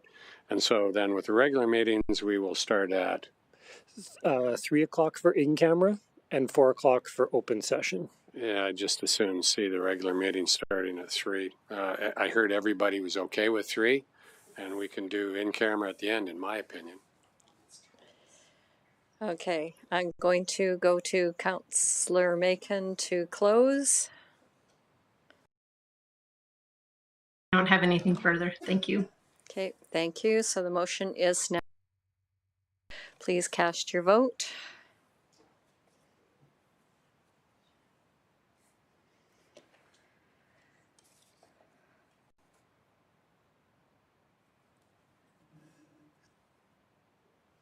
That is carried unanimously. Thank you very much. Councillor Kelly. Thank you. Okay, thank you. Are there any points of interest? Not seeing any. Okay, are there any councillor inquiries? Councillor Harris? Mr. Fleming, will you be releasing on the website the residential street sweeping information for residents. We chatted about that briefly today. I don't believe you had an answer, but will that be on the website so the residents know when we're going to be into the neighborhoods picking up sand and gravel and other stuff? Yeah, through your worship, let me take that back and talk to the Public Works Department and just see what we can do in terms of information sharing with the public. Okay. I would say that I'm glad to see the roads guys out patching and gals patching potholes.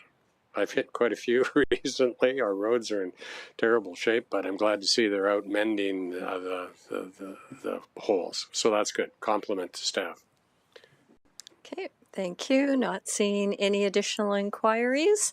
That will take us to adjournment. So the time is 5:20. So with that, we now stand adjourned. Have a great evening. Take care.